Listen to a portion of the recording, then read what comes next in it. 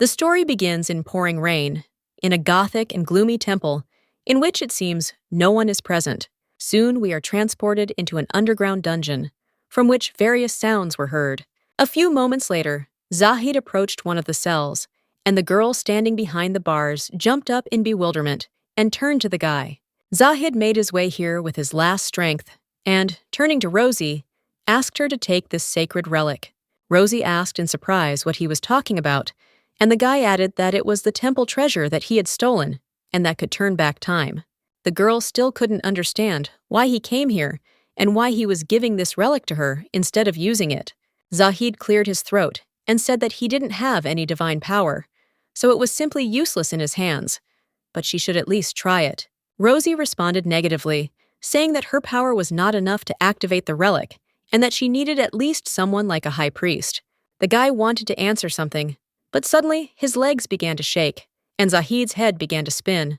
A moment later, he simply fell to the ground, exhausted, causing Rosie to scream in horror. Zahed was on his last legs, but even so, he spoke to the girl, saying that he really wanted to get her out of here. When he destroyed the temple, he promised her, and himself first, that he would be able to free her. And yet, soon his hand fell to the ground, and his last words of apology were heard for not being able to keep his word. And then, complete silence. Zahed's previously heavy breathing stopped, and only Rosie's heavy breathing could be heard, panicking more and more with each passing second. Soon tears involuntarily flowed from her eyes. Rosie turned to Zahed and asked him to open his eyes. She wanted to hope that all this was a stupid joke, and still he did not open them, did not react to the girl's words. After a moment, even the wolf began to howl, and Rosie began to cry even more. This is Duke Defenal, the master of the divine wolf who was imprisoned along with Rosie. At the same time, he was the only last precious person she had left in this world. The girl was even more desperate, because the temple literally took away another dear person from Rosie. Our heroine's name changed 3 times. Until she was 5 years old, she lived in an orphanage, where she was simply called Rosie without a last name.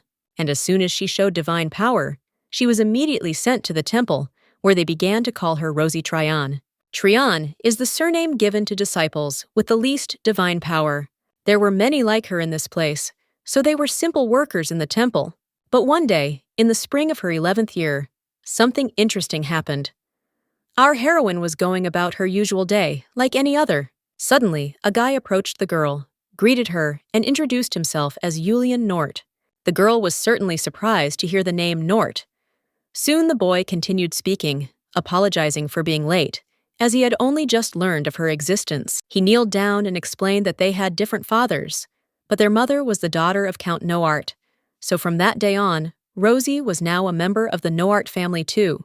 Immediately, the girl began to put the picture together in her head, realizing that she had a brother she never knew existed, and it was after this that her name became Rosie Nort. Soon Julen extended his hand, telling her that they could go to Count Nort's estate together now. Our heroine still did not understand whether this was really happening and whether she was dreaming, because the Nort family was the richest in the empire. Rosie never imagined that she would be able to take their last name, and the Nort family actively opposed the temple. But for our heroine, all these secondary things in childhood simply did not matter. What was more important was that she finally had a loving family, which made her nothing but happy. Julen hugged his sister a moment later, telling her that she would never go through what he had gone through. All she needed was to eat well, play a lot, and be as healthy as possible, like an ordinary 11-year-old child without any worries. That's all Rosie wanted. She wanted to be with the people she cared about, so she reciprocated and hugged her brother. This is how the girl followed Julen to the Noart estate. And then it turned out that her brother was an incredible person. From what she heard, he was considered the strongest among ordinary people, excluding priests and magicians. Moreover, her brother was exceptionally talented in all sorts of fields. He eclipsed all their relatives and became the heir of the Nort family. Of course, Rosie, as his beloved sister, received all his care and patronage. Her every day was filled with happiness. But, as it turned out, the happiness was short-lived and could not last forever. Something happened that turned everyone upside down. On an ordinary day, our heroine walked into her brother's room, Literally just 14 months after she received the name Rosie Nort, Julen had an accident, causing him to look at Rosie and ask in confusion who the child was. The guy was confused and asked if they were laughing at him, because how could this girl be his sister? And that's right. Julen lost his memory and could no longer recognize her. For the first time, our heroine saw irritation on the face of her dear brother, the strongest Julen, and she really were not destined to be together. The girl assumed that he was completely confused due to the loss of his memories, which is why she decided that she could no longer be a burden to him.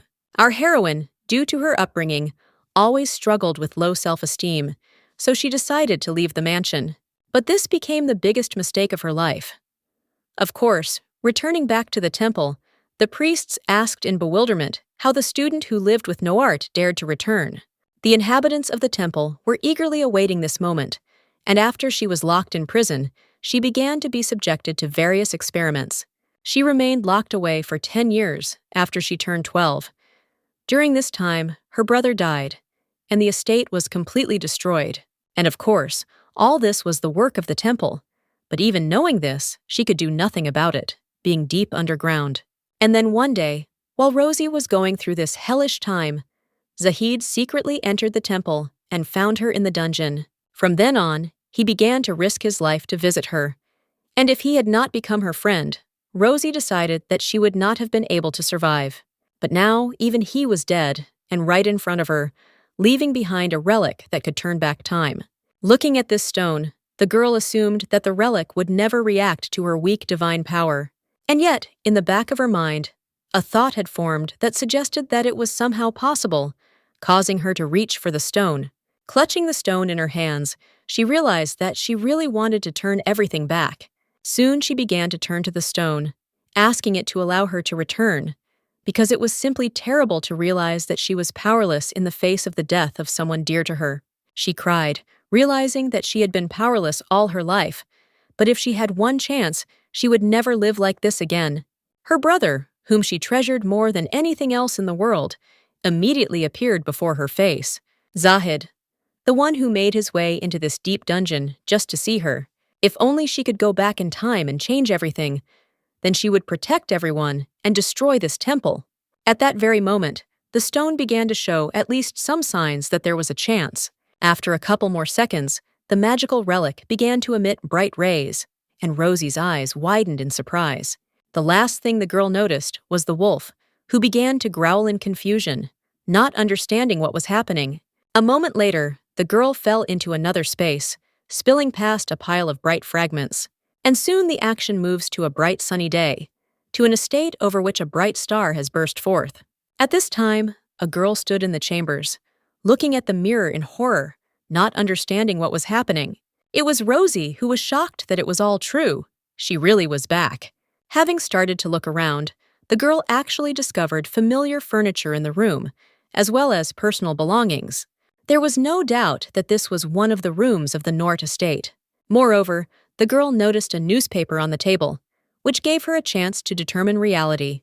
As soon as she picked up the newspaper, our heroine was shocked, because the date was exactly the same as 10 years ago. Rosie had no idea what had happened or how the relic could respond to her divine power.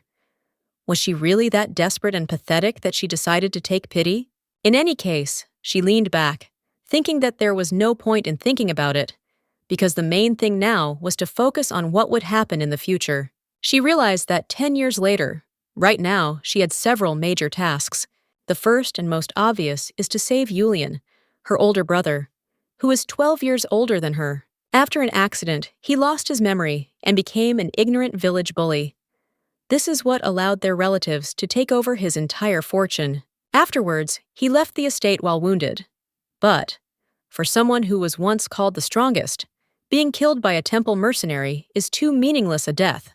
The fact that Rosie is at Nort Manor right now means that her brother is still alive. There's no way she's going to let that happen now. The girl promised to protect him, and after that, she would need to find Zahed Defenal. Moreover, she wanted to meet him as soon as possible to repay her debt to him. If she did go back 10 years, he's definitely in a tough spot, but they're strangers now. If she shows up at their mansion, she'll probably just be thrown out. Still, Rosie felt sad knowing that she missed him so much, but she had to wait for the right moment. And finally, the girl came to the following decision, which she would have to have time to complete. It is imperative that she protect Nort County and deal with the temple. The temple not only tortured her, but also killed her most precious people in the process. The girl was sure that she would not allow them to carry out their plans, and then the county of Noart would not be able to fall. By the way, soon after Julian's death, even their grandfather, Count Noart, passed away. After this, their illiterate relatives took control of the family, only to completely destroy it under the influence of the temple. To fight the temple, he needed to gain the support of his family, so he couldn't let these relatives take control of everything. Rosie convinced herself that she could do this, and that she was no longer locked up. In her past life, she had been too powerless, and now she refused to live like that. Anyway, the girl's thoughts were ended by a sudden knock on the door. Soon the maid ran in, telling the lady that Mr. Julen had woken up. It was Rosie's maid, whose name is Heidi, who was very scared and couldn't say anything. The girl asked to tell everything that happened, to which Heidi replied that Mr. Julen had partial amnesia, and his last memory was 7 years ago. At that very moment, our heroine realized that this was the very day she left her brother alone. Julian's current mental age is not 24, but 17. The guy once told me that he had a difficult youth, and Rosie would undoubtedly be disappointed if she found out who he was. A reckless and aggressive boy who saw nothing but dark flames, complete hopelessness. The feeling of shame returned to him more and more. In other words, Julen is no longer the loving older brother our heroine knew. He has literally turned into a complete bully. Heidi suddenly decided to inform the lady that the gentleman probably did not remember her, but even so, she asked if Rosie would like to visit him. Rosie understood that cunning relatives were literally swarming around, wanting to find a suitable chance to get rid of Julen. But if she wanted to protect him, she had to steal her heart. The girl jumped up and slammed her hands on the table and said that she wanted to visit him. The action meanwhile shifts to Julen, who was trying to recover from his headache. Moreover, he also had a real brainstorming session, because the doctor told him that he had lost his memories for 7 whole years, which is why he tried to analyze everything. Noart, Julian's assistant, told him that everything was correct. He currently suffers from partial amnesia. And again, the guy asked in bewilderment if everything was really as he said, to which Shulba only nodded his head. Julen was incredibly irritated, thinking that he was probably going crazy. The boy remembered that he was the only son of a poor butcher from a god-forsaken village. Not a day passed without quarrels with a gambling addict father and a mother who loved to drink. Mother was the daughter of a nobleman, and father worked as a servant for her family. After a brief romance, they had Julen and ran away here. But eventually, his mother simply abandoned him and left, saying that she was tired of farming. Maybe it was because he grew up in chaos and had a wild youth. But everyone in the village knew him as the butcher shop bully. But one day, he woke up and realized that he had only recently turned 24. Shulba nodded, indicating that this meant that Mr. Julen was the Count's grandson. As soon as he turned 19, he moved to the Count's estate and took the surname Noart.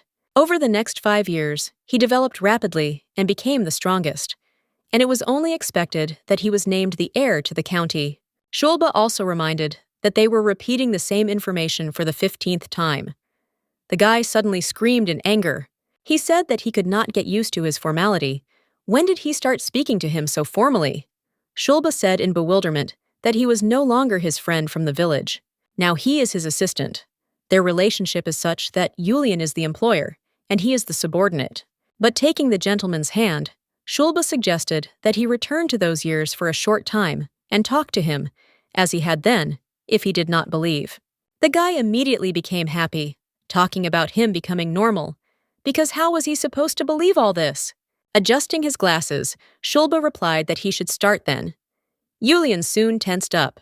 Within a moment, Shulba started shouting aggressively, asking him to stop asking the same question, because he was like a parrot.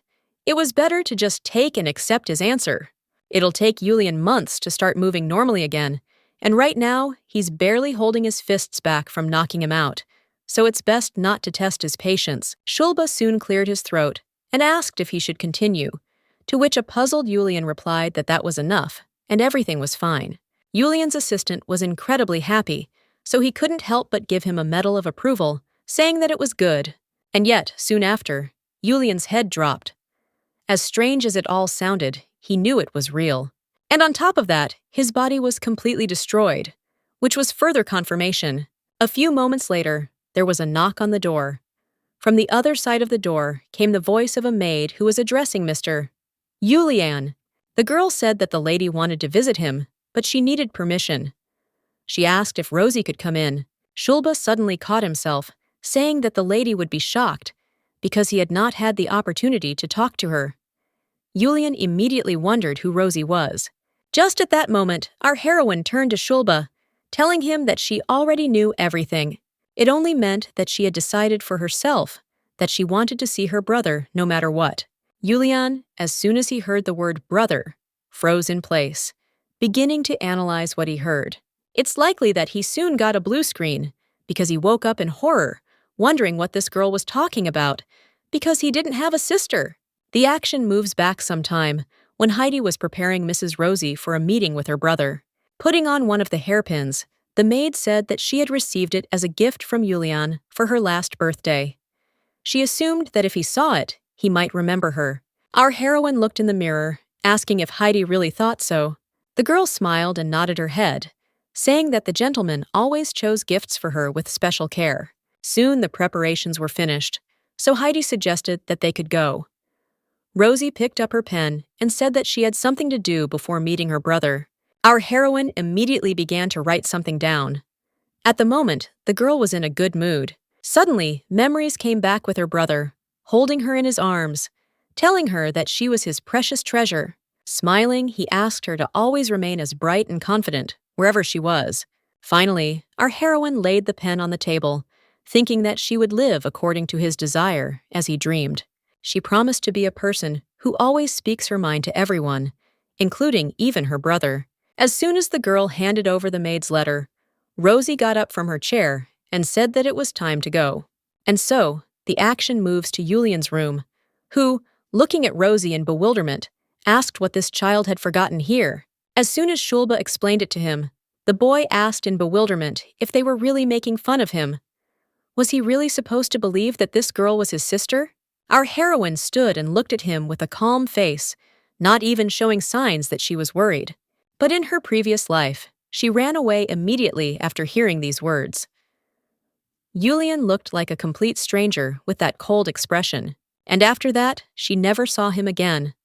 Rosie was locked in a dungeon for 10 years, and all these years she regretted her choice. So if she wanted to change the future, she had to do things differently this time. The girl approached her brother, said hello, and said she was glad to see him. Our heroine introduced herself by saying that they had different fathers, but she was still his sister. Julen couldn't believe it, because she was just a little child. Soon he asked her how old she was. The girl asked her brother in surprise if he remembered when he was 12 that his mother had run away from home. It turned out that she had had an affair with another man and had gotten pregnant with her. Julen immediately screamed in bewilderment, asking what their mother was thinking. Now he understood why she ran away without explanation. Born into such a family, and ran away twice in the middle of the night, and what a fool thought of saying that to a child. This innocent child should not have heard such abomination. However, our heroine answered him in surprise that he had told her all this on the very first day they met. Her mother had left her in an orphanage and later died. Julen instantly turned pale, letting out a silent scream, and the girl added that he was the one who brought her to this mansion. He loved her and cherished her, and most importantly, he promised to take care of her. Rosie explained to him that they were 12 years apart, and she thought it would be easier for him to remember that. The guy, holding his head, said that he himself hoped that it would help, but in any case, it was all nonsense. He said that he was not even able to take care of himself, and on top of that, he still had a child to raise. The guy wanted to express his dissatisfaction, but at that very moment, Shulba closed his mouth, telling the lady not to take it to her head. The gentleman's assistant said that he was not himself, and did not know what nonsense he was talking. Julen was simply out of his mind. Rosie laughed sheepishly, asking Shulba if it was okay to gag her boss like that, since it didn't seem like her brother would let him get away with it. With a heavy sigh, the guy let the gentleman go, saying that he was doing this only because he knew him well. But as soon as his memory returns, he will definitely go crazy and shout something like, "How dare he say something so outrageous to his beloved sister?" And he would also threaten Shulba with his sword, asking why he didn't shut him up. The assistant was more than sure that this would be the case. Then he would just lock himself in his bedroom and go on a hunger strike, crying all night long. Julen would be very sad about saying something stupid to his sister. At this point, the guy screamed in bewilderment, asking Shulba what he was even talking about. The assistant instantly turned his head and looked at the gentleman with a terrifying gaze. Julen was perplexed, assuming that he had done something stupid again, and that was why everyone was looking at him so closely. And yet he still screamed, asking what he was supposed to do now. He was perplexed by the fact that he woke up and suddenly became a count. And not just a count, but one of the strongest in the Empire. What was the point of this? Our heroine calmed him down, saying that there was nothing strange about it. But Julen continued to shout, saying that he knew nothing about the aristocracy and wanted to go back to the butcher shop. While screaming, he was beating the bed, saying that he had no idea what to do because his head was empty, and now he had a sister to take care of. It was truly painful for our heroine to see her brother's reaction like that right now. She couldn't even imagine something like that before. The guy asked her if she really thought of him as some kind of arrogant lord with a rebellious streak, an immature boy possessed by a dark flame. Her once noble brother had turned into a village slob, and she had to accept it now. The same Julen Noart, who once led the Noart family against the temple, literally disappeared in the blink of an eye, leaving behind his younger and stupid version. However, the guy soon stopped his hysteria and looked around, realizing that he had gone a little too far. He instantly assumed he had been too harsh, causing him to cough and try to correct what he had said. However, our heroine interrupted him, saying that right now there was emptiness in his head, and he was right. He was a hopeless child, and after seeing him, she was convinced of this personally. She guessed that it would be hard for him to survive in Nort County for such a child, especially since his grandfather was not with them now. The boys immediately fell silent. A moment later, Julen tried to somehow analyze what he had heard. But again, not understanding anything, he asked what it meant at all. Our heroine somehow approached Heidi, asking her to give the contract to the gentleman, which she had prepared in advance. A moment later, the boy took the letter into his hands and began to read it carefully. As soon as he started reading this message, he was horrified, because this agreement stated that he agreed to transfer all his property to Lady Rosie Noart. The guy, perplexed, asked the child what kind of nonsense this was, and did she really want him to hand over his entire fortune to her? Our heroine wasn't even going to answer his question one way or another, but simply pulled his seal out of the nightstand and put it in her hand. With a smile on her face, Rosie asked her beloved brother not to put off this contract and to put the seal right now. So it took him some more time to digest all the information. However, our heroine did not stop rushing him, saying that they did not have time. The guy was still puzzled by the fact that she was asking to hand over all her property, which made him feel that something was wrong. Instantly he screamed, asking why this little girl was already so obsessed with money. What plans did she have for this fortune? He asked everyone to look at how she looked. All those decorations and dresses, she was already spending money. So small, and she could already throw money around. Rosie, equally perplexed, reassured him by saying that he had bought her all these things. Julen was at a dead end again. The guy was shocked that he even managed to do this and didn't even regret it. Our heroine began to calm him down, saying that everything was fine, because she also thought that he had overdone it by buying her all this. At least they finally agreed on something. Julen soon thought about it. County or no county, he had planned to return to his shop, but now suddenly he had to take responsibility for the child too. This is a girl, drowning in luxury from head to toe. He immediately wondered, will he be able to cope with her at all? Soon he turned to the child, and our heroine, perplexed, replied that she was not a child, but Rosie. The boy suddenly asked her what she would do if he left the estate. He planned to leave it and go back to the butcher shop. So, scratching his head, Julen invited her to go with him. Of course, this is not what our heroine would like, so she said that she had no intention of leaving this place. Julen sighed heavily, because he himself understood that it would be better for her to live in a noble mansion than in a seedy butcher shop. But still, he even suggested that it would be easier for the two of them if they went their separate ways here. Looking at the seal, he decided that this would be the most logical decision he could make. At that very moment, the girl hit him on the head with the contract, asking why he was taking so long to seal it. They were in a hurry, so they shouldn't sit there and seal it. And again, the guy sighed heavily, telling the child that he needed another minute. Rosie, again, perplexed, said that she was not a child. She suddenly asked if she understood correctly that he was planning to give up everything and go back to the butcher's shop. In any case, if it weren't for her, he wouldn't have known about his condition. The guy said that it was true, and our heroine interrupted him, asking if the infamous executioner from the shop was really just throwing empty words, and, in addition to his violations, he was also a liar? These words were like arrows, and soon the girl with a shocked face asked if he was really such a person. The guy finally lost his temper, started screaming and asking what kind of nonsense this was. He replied that he would stamp it right away. Rosie suddenly asked if he remembered that magic was needed for this. Otherwise, the contract would not be legally binding. The guy, confused, said that he knew, asking if he looked like a liar. A moment later, the contract was in the hands of our heroine, and she smiled with peace of mind. In turn, Julen looked at her, wondering if she wanted to provoke him. Anyway, since she is his younger sister, everything is fine.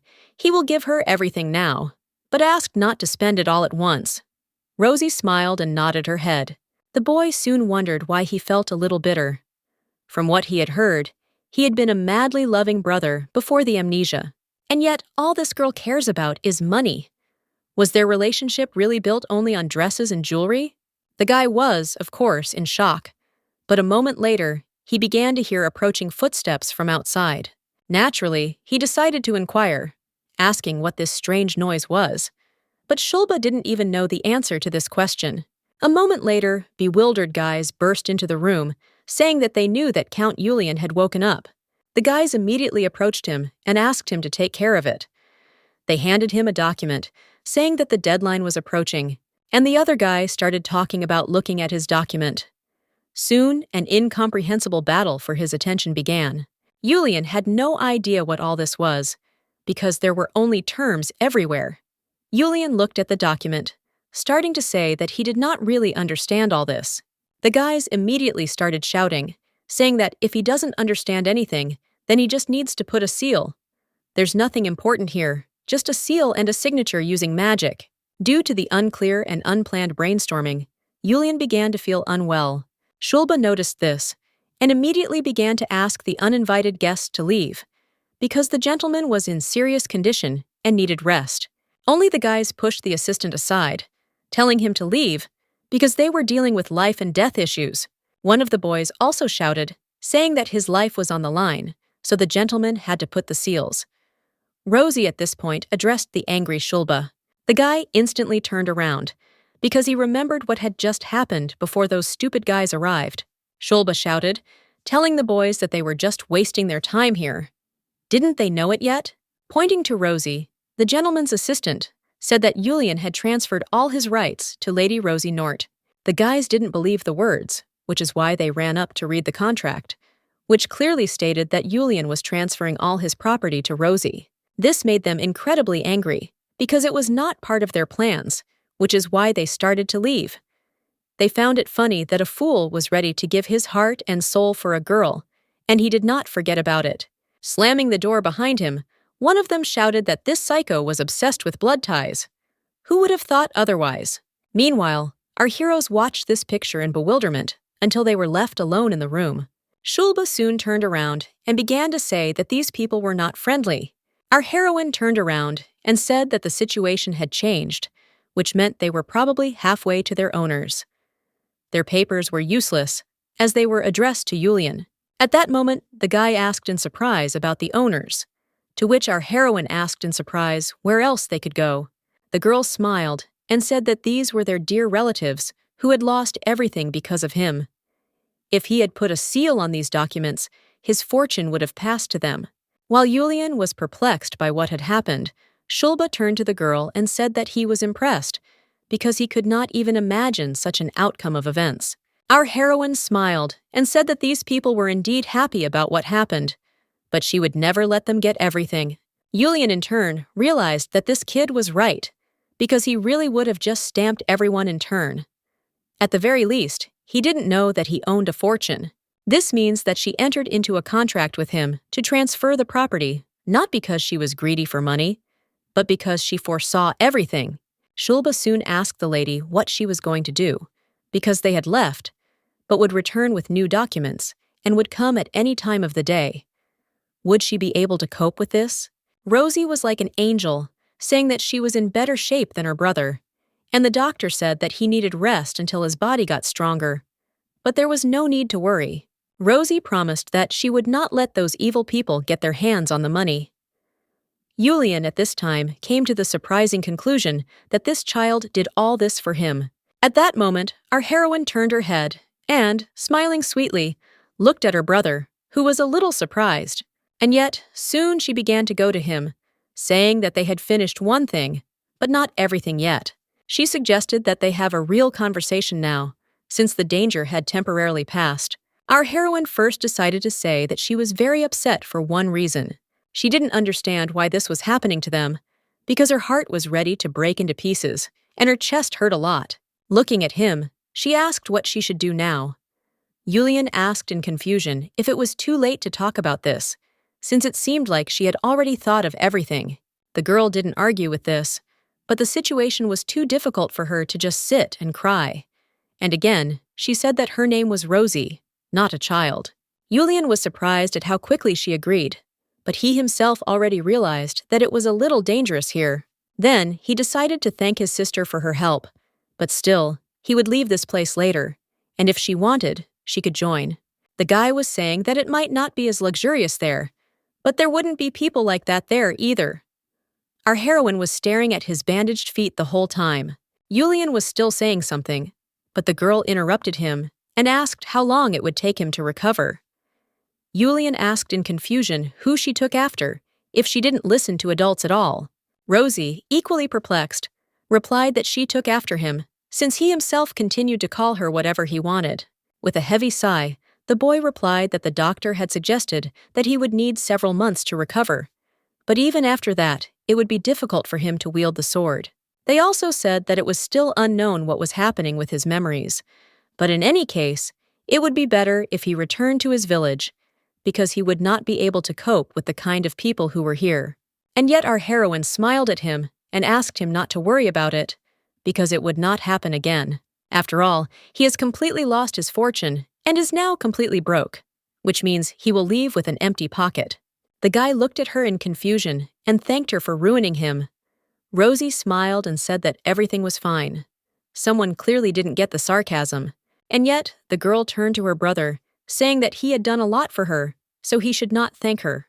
And what's more, she asked him not to even think about leaving, because Grandpa really cares about him. That means there's no safer place for him than this. The guy asked in confusion if she was really saying all this even after seeing those people. They were literally shoving papers in his face. Our heroine replied that they came to the mansion only with papers, because he was inside. And yet, if he had been outside, far away from this place, instead of papers, they would have had a knife in their hands. Julen couldn't believe it, even afraid to imagine what kind of person he was. Shulba, in turn, asked the lady how she planned to deal with this situation. After all, she was very young, and so she would seem like easy prey in their eyes for now. She had seen for herself how they would use any opportunity if their superiors ordered them to. Our heroine turned to her brother's assistant and asked him not to worry, because if they don't understand in words, then there is another way out. She assured them that if she had to, she could use her title and put them in their place. Julen was shocked, because he had seen quite a few strong people, but this child, there was no doubt she was too cool.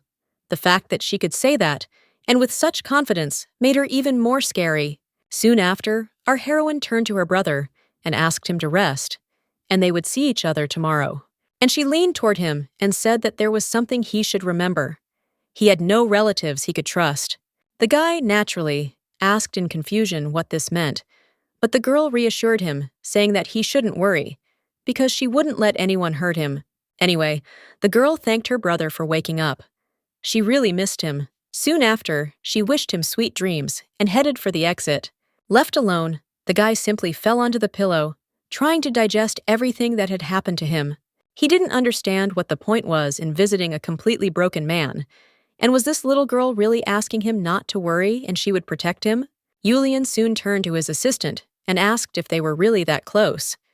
Did he really call her little Rosie? And did he really dote on this child? Julen nodded his head, telling the gentleman that one could even say that he almost prayed for her. So frankly, he was very surprised. He hid her in his room and protected her so much that it seemed as if Mrs. Rosie was made of crystal. But when he saw how she fought back today, he was amazed at her ability, convincing him not to leave the mansion, resolving the issue of his brother's condition.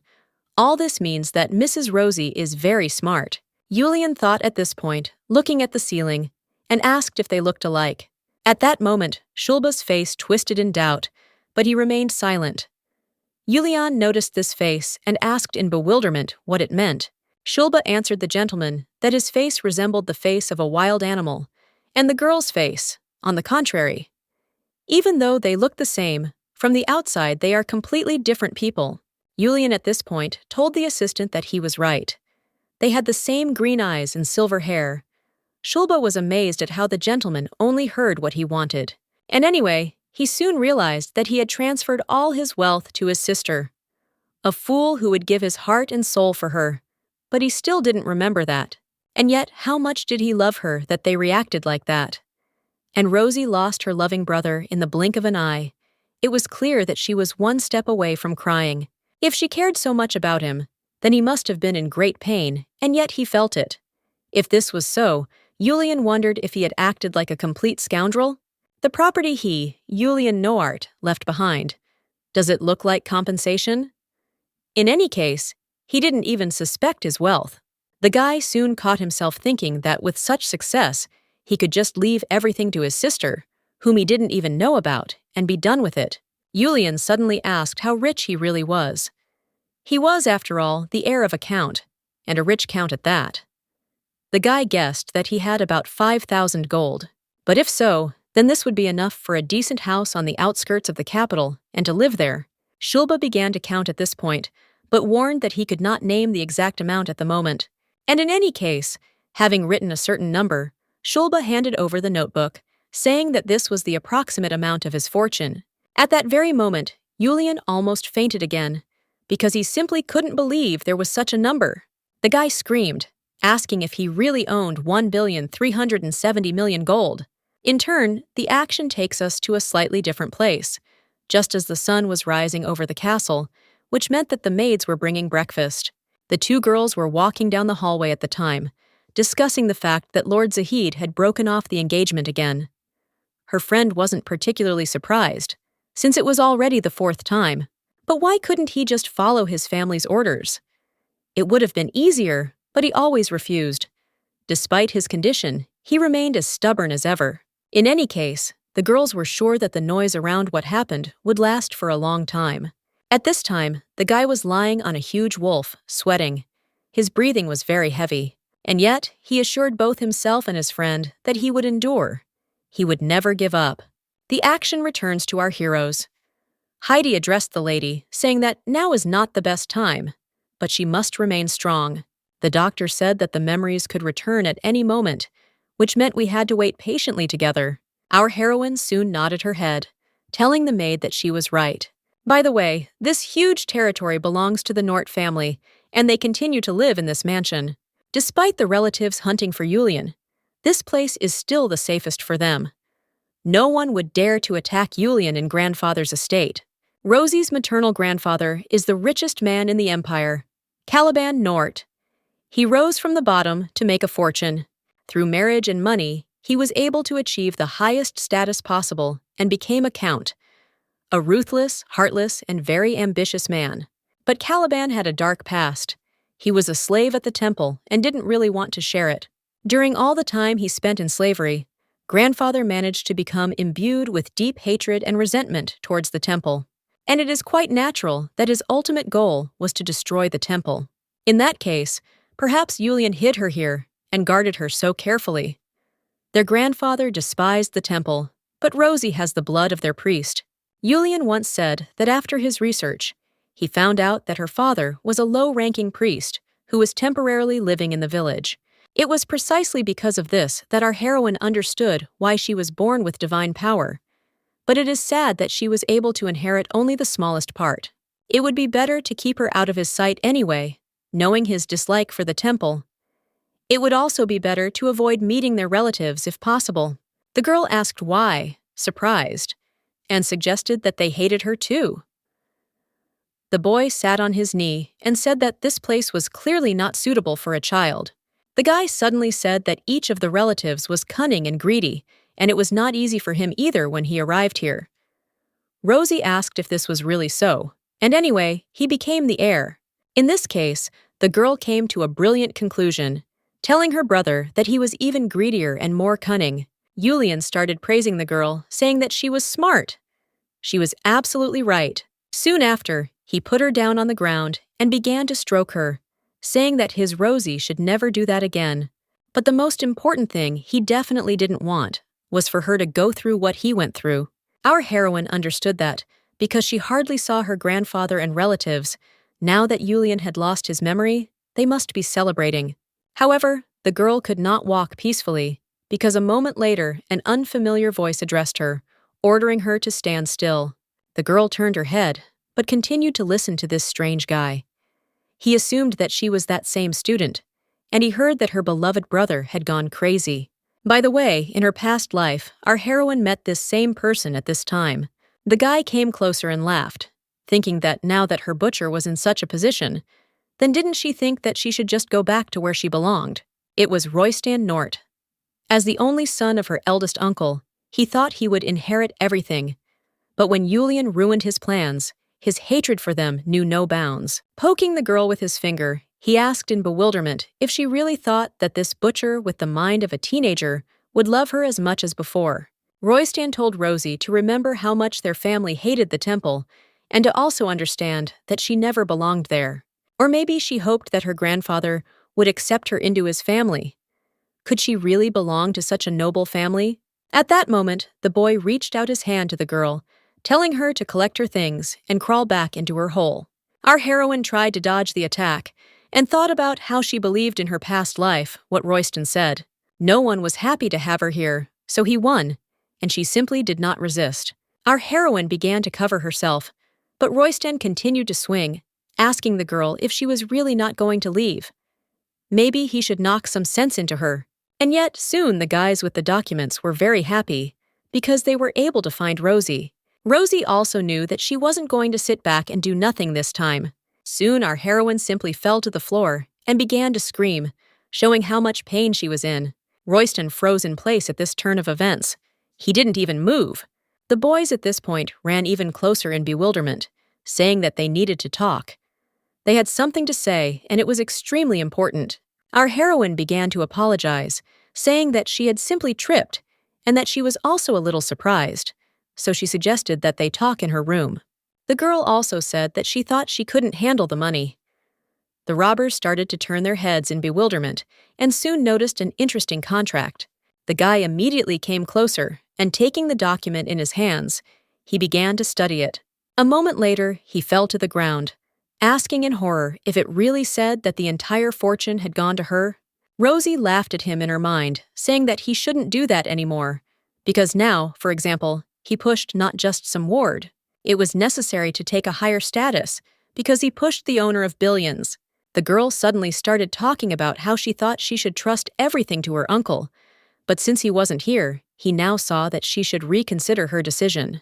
Turning to Royston, she said that he had just demonstrated his uncle's morals. The guy was puzzled and asked what it meant, and he wanted to know more about it. Our heroine handed over the document, saying that these documents stated that his entire fortune should go to the temple. Hadn't he just asked her to return there? The guys who came with their documents at that moment just stood there in horror, trying to understand what kind of nonsense had happened. However, the girl suddenly said that she saw that Royston was wearing Eton fabric. This is a trend where the fabric is expensive. Perhaps it brings huge profits to the temple? realizing that he has no prejudice against the temple.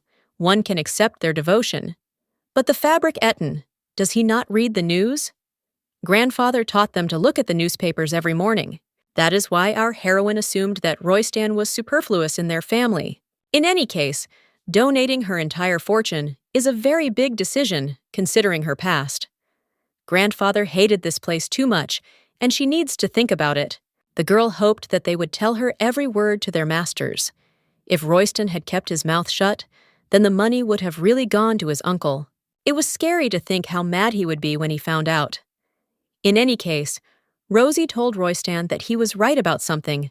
She came from the temple, and her mother ran away of her own free will. And yet, standing over the frightened Royston, the girl assured him that she no longer considered herself worthless or insignificant. If she were like that, it would sadden her brother, who loves her so much. In her past life, our heroine made a terrible mistake because she did not value herself. She was convinced that Julen's love was gone forever. She still remembered the care and affection that her brother had given her, and those memories continued to live right inside her heart. And yet, looking at Royston, the girl told him that his words would not hurt her anymore. She would not repeat her mistakes. The girl screamed, saying that no matter where she came from or who she was, whether her brother remembered her or not, she would not back down. Her brother always took care of her and helped her, and now she can take care of herself. After a while, our heroine breathed a sigh of relief, thinking that she had somehow managed. Royston simply turned around and ran away in horror. She certainly managed to sort out the urgent matters, but that was not enough. It was still unknown what the cunning relatives might still be planning for the sake of her brother's inheritance.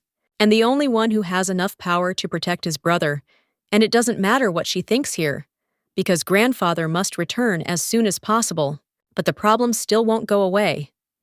After learning about Julen's accident, Grandpa, who was abroad, immediately rushed back to the Empire.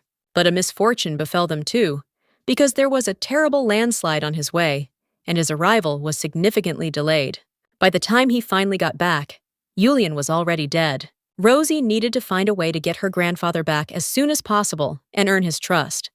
This is the best way to increase her influence here. If Julen were to start all over again, there would still be a chance to inherit the family fortune, and in just 5 years, he was able to become so strong, which means he could do it again. Our heroine knew that until her brother took control of this situation, until they joined forces, they would not destroy the temple. Our heroine has definitely decided for herself that she will not allow anyone in this house to harm her beloved brother. After some time, the action moves to the evening, where screams are heard in one of the estates. Royston's bewildered father shouted at him, calling him a fool, and the boy trembled with fear, saying that he could never have imagined that Julen would give an inheritance to this parishioner. Merloc Nort, the first son of Count Nort, aggressively asked his son how his whining would help now. He lost all his money only because of his mouth. The man knew that this butcher had at least 100 million gold in his account. He was originally going to entrust all of this to him. Merloc soon started screaming, saying that this boy only knows how to throw money around, but he can't do anything right. He told Royston to get out of here. The guy turned around and silently started to leave, only making sounds of crying. He was obviously upset. In turn, Merloc continued to show his character and destroy everything around him. He understood that with all this money, he could pay off all his debts in just one day. And yet, before his father returned, he needed to get hold of this brat's fortune as quickly as possible before his sisters and brothers got wind of it first. Immediately, Merloc turned around and shouted, telling the servant that they must delay his father's return by any means necessary. He ordered the roads to be blocked, the carriage to be broken, the carriage to be fixed, anything if necessary, even if something happened to him. He decided that it would be even better this way. And again, the next day, our heroine was sitting in her room and reading. Outside the window, at this time, it was a quiet and calm day. At that moment, a guy came into her room and explained to her that before Mr. Julen lost his memory, he promised to invest money in a building, so he needed a signature. Rosie soon said that she was still learning to read, so she asked the guest to wait a little. The guy immediately became tense. The girl said with embarrassment that they never taught her to read in the temple, So there are still phrases, even many, that she does not understand. And yet, if she thought about it, she remembered her brother talking about wanting to invest money somewhere. The guy at that time was tensely asking her to just put a stamp. However, our heroine was tired, so she sighed heavily and turned to the guest. The girl told him that if he continued to rush her, who knows, maybe she would put her stamp on some other document and make an investment not in his contract. The guy immediately realized that the girl wouldn't joke with him, which meant he had to do something. Rosie continued to say that this contract was difficult to read, and considering that, at that very moment, the guy began to apologize for disturbing her so early. He asked her not to hurry and to rest, and he himself would return another day. With these words, he ran out of the room. Finally, there was one less problem, which meant I could read the newspaper in peace. It is not surprising that only by taking it in hand could one see the next scandal of Duke Defenal, a broken engagement, a new wave of marriage proposals. Our heroine was still able to see him as a child, and was really happy to see Zahed. By the way, there are 4 ducal families in the Empire. Each duke rules a divine beast that represents water, fire, air, and earth. It is not difficult to guess that among them, the duke who controls the fire beast is Zahed. For many generations, the heads of these families were born with great divine power. Because of this, their divine beasts had to absorb and use excess mana to maintain balance. However, over the past few decades, the divine beast's power has begun to weaken. The energy had nowhere to go. They could not absorb so much of the host's mana, and this power, located in their bodies, began to bring hellish pain that drove them mad. There were only 2 known ways to prevent this. One was a sedative developed by the magic tower, but the tower could no longer produce them due to the difficulty of obtaining the ingredients. Another option was to use the high priest's powerful divine power to suppress the pain. With no other choice, the Defenal family turned to the temple for help, but in return, they demanded the handover of the divine beast. Zahed resisted until the very end, but in the end, they took it away. The temple imprisoned the divine beast and her, and there they began to conduct their experiments. The girl had to turn this animal to herself. Our heroine was lost in time, considering how many experiments they were conducting. Until one day, Zahed was able to enter the dungeon to see his friend, the divine beast. That's how they got to know each other. The guy asked her how old she was and what her name was. Rosie introduced herself, saying that she was 12 when she was locked up here. She explained that she didn't know how long she had been there, because they were just experimenting on her over and over again. The guy was horrified at that moment and asked again. Eventually, thanks to Zahed, she realized that she was already 19 and had already spent 7 long years here. After this, Zahed would sneak into the prison every full moon when the divine power was at its weakest. Over the course of 3 years, they managed to talk about everything under the sun and waited for their meeting. She told her story, and he told her his, about the past and present of the world beyond these walls before her return. Our heroine soon realized that at some point, she was in love with him. She never had the chance to confess to him, but deep down she knew one thing for sure. Looking into his caring eyes, looking at his reciprocity, she believed that Zahed felt the same for her. It is precisely because of everything Zahed has told her about the outside world that she now knows exactly what she needs to do. A moment later, our heroine picked up the pen again and began to write something. She promised her first love and her savior, Zahed, that this time she would find him and become his savior. The 4th broken engagement of Zahed was only a chance for her. In the letter, she wrote an official statement on her behalf, asking for an engagement with Duke Zahed. After a few moments, our heroine finally finished the letter and put the pen on the table. In this life, she was going to be with her beloved from her youth, and yet, smiling, she knew that this engagement was needed now only to save Zahed, but it would be great if they fell in love with each other along the way and got married. At that very moment, Heidi appeared behind our heroine, looking at the letter with admiration and asking the lady when she learned to write so well. At that second, the girl jumped up in place, then turned her head and laughed embarrassedly. In her past life, she never learned to read. While she was here, her brother hired the best tutors for her, but none of them helped her. In the end, it was Zahed who was able to teach her to read correctly, although it took a very long time. Of course, Heidi would find this strange right now, so she had to find a way around it. Our heroine asked to keep all this a secret, because she pretends that she cannot read in order to gain time from her relatives.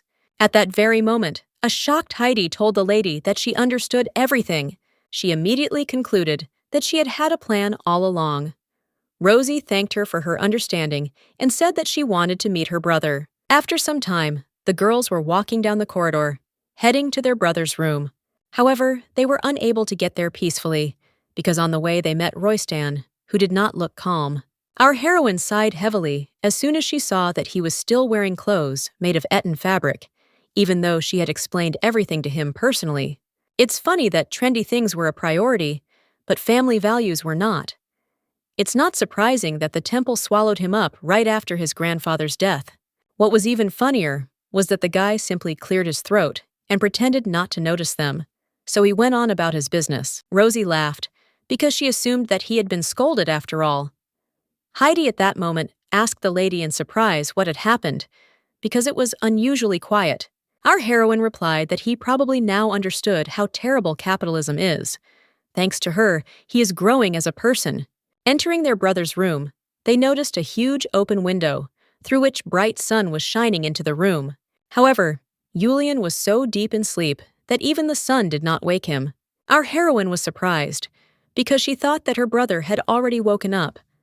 Shulba was also here, so he was glad to see the lady. Anyway, he asked her not to worry, because he was already going to wake up the master. Rosie looked at him, surprised that despite being a close childhood friend, Shulba continued to remain a professional and was by his side as a great assistant. The action moves into the past, when the boys went out on a picnic and, as always, chatted about all sorts of things. Julen described Shulba as one of those crammers who never gave in to persuasion to skip classes. He was stubborn and serious to the point of impossibility. Still, isn't it funny that this tough guy is obsessed with cute things? He's literally crazy about adorable things. Julen proudly said that his assistant was the best in his field, and he would be loyal to the end to the people he recognized.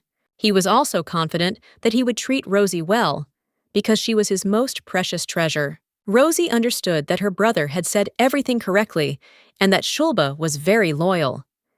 In his past life, he had followed his brother even after he had left and had protected him until his death.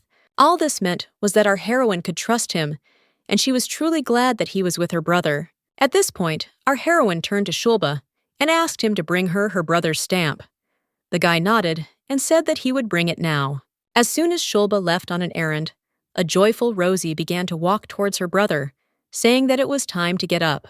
She started tugging at him, telling him that he had had enough sleep. He just needed to put the seal on and go back to sleep. With great difficulty, he stood up, asking in surprise if he really had something in reserve that he should give her, but our heroine shook her head and said that this was not so. She smiled at him and said that he was completely broke, so there was no need to worry.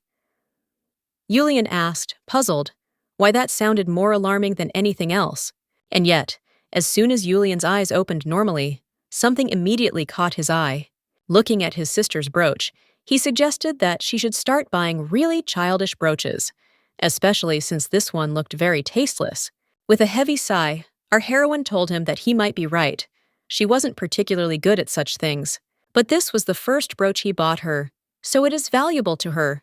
The boy understood that he should sometimes think before speaking, and yet, when he returned to bed, he said that he wanted to sleep, so he asked to let him rest.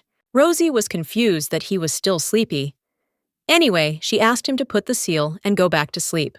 Presenting the document, she asked to put the seal by force. It was precisely this document in which she asked for an engagement with Duke Zahed. Shulba also managed to take a quick look at this document, and he was immediately horrified. The guy screamed in confusion and asked the lady if she was joking. Rosie, in turn, turned around and said that everything was correct. And still Shulba didn't understand what was happening at all, so he tried to say this word through trembling. At that moment, he cried out in bewilderment, asking what kind of engagement this was. Julen suddenly came to his senses. Shulba was sure that Julen would be angry later. If Mrs. Rosie even said engagement, the gentleman would lose all sleep and despair for a year. Rosie happily assured him that the current brother would not react that way. And yet Shulba was frightened, asking what if his memory returned. Then he would go mad and eventually kill him, the innocent man who had given him the seal. Julen immediately turned to his sister, asking if she was really plotting behind his back with the engagement. How could she talk about a wedding when she was a child? Our heroine put her hand on his shoulder and said that he really should stop signing documents without reading them. We can consider this a valuable lesson and move on. The guy screamed in confusion, asking if she was really comforting him, even though she had done it all herself. Rosie asked in surprise why he was angry when she was trying to comfort him. She asked her brother not to say later that his social skills had vanished along with his memories. However, at this time, Shulba was tense. He approached the lady, assuming that it was just a proposal, and there was no guarantee that he would agree, because given the situation of that family, they had many obstacles. Well, Shulba was right about that, because there were obstacles. Rosie told him that, given the current situation, there was a high probability that he would indeed refuse. With a heavy sigh, Shulba consoled himself by saying that everything was fine, and that he would still live.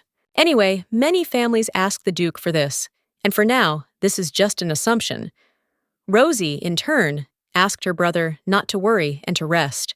Shortly after she was about to leave, the girl added that she would return to him for dinner.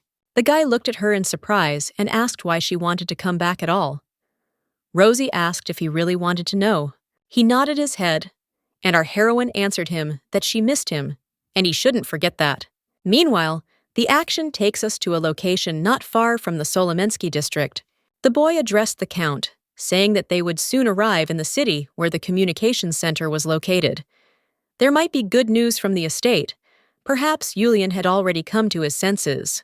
However, Caliban Nort replied that it was obvious, because as a person who raised the youngest with special care, it would be better for him to wake up already. After a while, the action takes us back to our heroes, who were just having lunch, and Rosie was asking her brother to open his mouth wider. She handed him a forkful of food, telling him that he shouldn't let his facial muscles tense up so much. And in general, she also decided to add words about how making a living is not so easy. Having finally chewed his food, the boy looked at the girl in surprise, asking if she had really changed her outfit again. In any case, he soon decided to finally ask her again about the engagement they had talked about that morning. He wanted her to tell him more. The girl said that there was nothing to tell them. She had simply found someone she wanted to get engaged to, so she decided to send a proposal. Shulba immediately tensed up. The guy immediately began to ask the gentleman not to be nervous, because this was an offer that the Duke would reject. But Julen was already angry and asked if he was the one who helped her with this nonsense. However, our heroine removed her brother's hand, saying that he should not threaten the assistant. She decided to remind him that he himself had said that he would return to his village. She made it sound like he didn't care about her, so she wondered why he was angry now. At this point, the guy began to nervously try to pronounce words, but still said that he could not explain it. He felt it as if some instincts inside him were telling him to do so. They literally rejected the idea. Shulba was instantly scared because he realized that his instincts were returning. The guy was already mentally choosing a place for himself in the cemetery, because if the gentleman regained his memory, then he was definitely dead. Their little Rosie has a fiancé? What kind of nonsense is this? Shulba was sure that the gentleman would go crazy when he realized everything. Julen was perplexed when he said that he could hear everything, but the assistant replied that he could no longer sincerely wish for the return of Mr. Julien's memory. The guy sighed heavily, deciding to leave it all out. He decided to ask about those strange people. He saw them surround Rosie yesterday, so he wondered if she was scared. The girl smiled and asked what was so scary. She just kept repeating that she knew nothing and remembered nothing, and that was enough. The others don't realize that she already owns her brother's fortune and think that a naive child has suddenly become rich, so they don't worry about it for the most part. Julen knew that given his age and sudden wealth, they saw no threat. Rosie in turn is really crazy, but despite this, she remains a child for whom 1 billion gold is a huge amount. Because of this, people do not give her a pass. At that moment, the guy said that he had thought of something and that it would be safer to keep the money with him until she grew up, since it was an unaffordable amount for her now. He assumed that she would have a hard time dealing with it, so he suggested that she just give it all back to him. But our heroine gave him a clear answer. She was not going to do that. Having stabbed a tomato with a fork, she decided to tell him that she had learned one rule in the shelter where she lived. Never trust people who say they will save your money until you grow up, and run away with your heels shining if they talk about investing money in a big business. She fed her brother again, and he in turn sighed heavily, realizing that the shelter had undoubtedly given her useful advice. Well, all this would not be easy. Rosie at this point asked about an idea. Looking at him, she asked if he knew what bonds and bills were. The guy tried to remember something, but his brain did not display any search results. Rosie immediately realized that he knew nothing. When he becomes more knowledgeable and proves himself trustworthy, then she will think about returning everything. And now that no one is bothering them anymore, how about studying? The guy asked in confusion if they really were going to start training right away. Rosie asked if he really didn't want to. Julen replied that he had never been stupid, and she thought it was all too sudden. Nevertheless, our heroine turned to her brother, saying that he should at least try. Who knows, maybe he will turn out to be an incredible genius. At that very moment, a dead silence fell over the table, and soon only the girl cleared her throat a little. He sighed heavily once again and said that she had won, since he was stuck within 4 walls anyway and had nothing to do, so he would try. Rosie was glad to hear that. Our heroine instantly became very happy and decided that now it was time to finish with lunch. Julen at this time could not understand why he lost his composure when she made a sad face. Shulba at this point turned to Mrs. Rosie, deciding to say something about money. He had recently heard some news from the main mansion. As far as he understood, the upcoming monthly meeting would focus on her inheritance, since the amount was too large, and the issue of deciding on her condition would be discussed. Our heroine nodded her head and said that she understood. However, she expected this. Every month, the Noart family holds a meeting to decide important issues. At the next meeting, the relatives will use all sorts of tricks to get their hands on the wealth. Considering that Grandpa isn't here, it will be difficult to resist them. Julen shouted in confusion and asked why it was up to the elders to decide. Rosie replied that they wanted to take the money before she came of age, invest part of the money in a big deal, and split it between them. Julen was incredibly angry because it was his money. Our heroine calmly told him not to worry, because she had a plan. All he needed to do now was focus on his recovery. She also decided to clarify something else. After wiping his mouth of food, she reminded him that this money was not his, but hers. She smiled and said that she would take good care of them and return them, multiplying them several times. Julen, perplexed, said that this was a scam that she learned about from the shelter. After some time, they were at the estate. Shulba approached Rosie, asking if she had called him. Rosie answered that when her brother had already woken up, she wanted to know if he had sent a letter to his grandfather. The boy nodded his head and said that they were planning to send a letter through the communication center in the region. The Count must be very worried about the young master. In this case, our heroine decided that soon her grandfather would be in Solem, and after that, he would set off on his journey through Defan. Defan is the place where in his past life, Grandpa found a landslide, but in order for Grandpa to return quickly, it was necessary to change his path. Our heroine handed over another folded letter and asked to attach it to the letter for her grandfather. Julen asked again, assuming that he was talking about the Count. Rosie nodded and asked that the relatives not find out anything. It was necessary to pretend that he was talking about Julian's condition. In the same way, she decided to add that he could read this message now. In the letter, our heroine addressed her grandfather, saying that she would like to ask him for something. On the way back, she asked him to create a shell bracelet for her, which she really wanted. She said that she would pay any price for such a gift, and yet she looked forward to his return. Shulba at this point asked in surprise about the shell bracelet. He clearly remembered that this was the Count's very first business, back when he was a sailor. Rosie replied that it was true.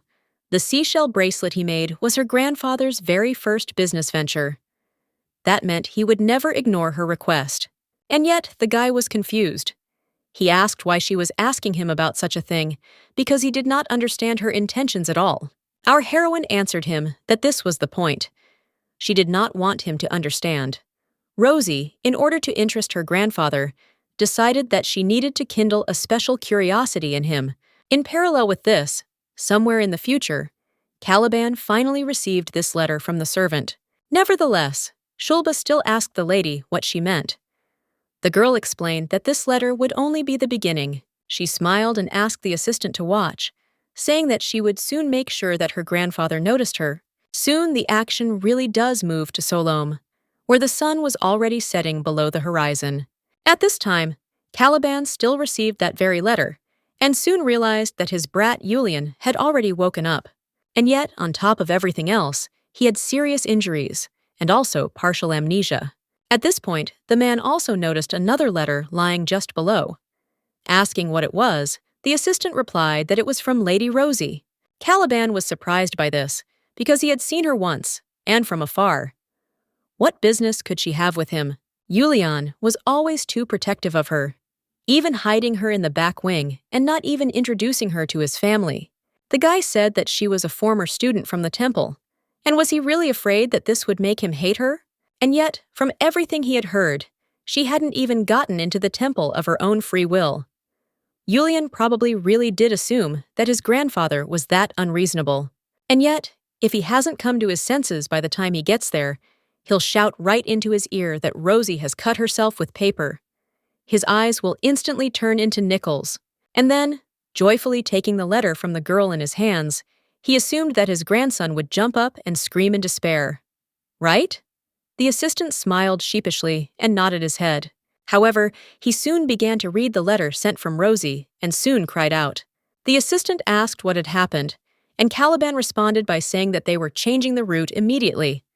The guy, confused, asked what that meant. He did not understand whether she was changing the route only because of the request of her granddaughter, whom he had seen only once. However, the count said that it was not a request, because she wanted to buy it. She wrote that she would pay any price. Soon the man asked the assistant if he knew the principle he followed in business. Whoever it was, he would never pass by a desperate deal. Getting up from the table, the man said that later he would understand what he was talking about. It was better to take a risk than to regret later about what he had missed. And what's more, if his granddaughter is ready to pay any price, then the question immediately arises. How can he refuse? He ordered everyone to get ready and leave immediately. The action moves to the Noart estate, where at such a late hour, Shulba was not sleeping, but only looking at the storm outside the window. But suddenly, he heard the voice of Mr. Julen. The guy walked in bewilderment, asking Shulba how he could so easily give him the seal. He said in horror that he himself had ordered to poke the lady in any of her whims. However, having started to take out his blade, the master ordered him to shut up and stop making excuses. The guy looked at his assistant with a crazy look, telling him that anyone who touches Rosie will pay for it. A moment later, the guy woke up in a cold sweat, and fortunately, he immediately realized that it was all a dream.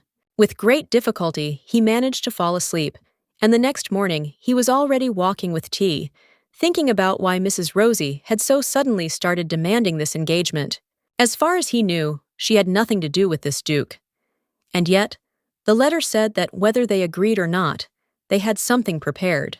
The plan was that they could give an amount that they could double if they wished. After some thought, Shulba guessed that she was trying to use this marriage to strengthen the bond between the families in order to protect Julen. And yet, the marriage with Duke Defenal was becoming less terrible in appearance. If everything went smoothly, then the Count himself would give his consent. After all, the Noart Earl family, with a short history and the long-existing Duchy of Defenal, although both families belong to a noble family, their status is not on the same level. For example, a large noble conference, at which only 4 ducal houses can attend. For many years, Count Nort's main goal was to get to this gathering, but no matter how hard he tried, the unbreakable wall of primogeniture always stood in his way. But at the same time, if Rosie becomes Defenal's bride, then Count Noart, who took the place of the Duke, would be able to take part in this great noble conference. And of course with the young Duke Defenal, who according to rumors, fights magical atrocities. According to the internal law of this family, If the Duke is absent, the bride's family gains considerable authority.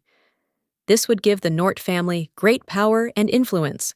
Remembering the words of Rosie, who was going to attract the attention of her grandfather, Shulba understood that the lady was so young, but was already going to great lengths to protect her brother. He always thought that she was just a harmless, adorable, and gentle child, but in reality, she is actually very smart and thoughtful. Although if you think about it, he couldn't even know it, because due to the excessive protection from Julen, she couldn't display her full abilities. To be honest, when he realized that Julen had returned to the age of a 17-year-old slob, he felt hopeless, but he didn't expect that Ms. Rosie would dare to do such a thing. Soon the boy finally reached Julien's room, and without even entering, he realized that the brother and sister were already talking there. Julen asked his sister in bewilderment if she cared too much about her appearance. After all, the most important thing in a person is the soul. Looking at her, he literally said that she changed her outfits and accessories several times a day. This is not a fashion show. However, Rosie decided to change the subject by asking her brother if he was doing well in school. At that moment, the guy started talking about how he really seemed to be a genius. He instantly remembered everything just by flipping through pages. Was it really his destiny to become a great scientist? He never realized his talent, so he didn't study as a child. Henceforth, if she had questions, she could rush to him. Shulba didn't understand when he became so smug. However, Julen soon said that even the doctor said that the speed of his recovery is no joke, and if everything goes well, he could be in a wheelchair today. They say that if the Tower of Mages finds out how quickly he recovers, they will want to take him in. Apparently, his resilience has become equal to that of the Holy Knights. Rosie was surprised that his childhood dream was to become a test subject in the Mage Tower, but she would still support him. Julen, in turn, was surprised that most children did not want to become Holy Knights. Shulba looked at the gentleman at this moment, thinking that outwardly he still seemed grumpy. But in fact, Julen began to look forward to meeting his sister. Even before his memory loss, he still found time to drink tea despite his busy schedule. He said it was his rarest treat. In turn, the girl gave him cookies, asked him to eat them and go to work. He was so annoying. Julen spoke with admiration that Rosie had treated him. He addressed the whole world, asking everyone to admire this beauty. She is so delightful. And yet Shulba sighed heavily, because he understood what would happen when his memory returned.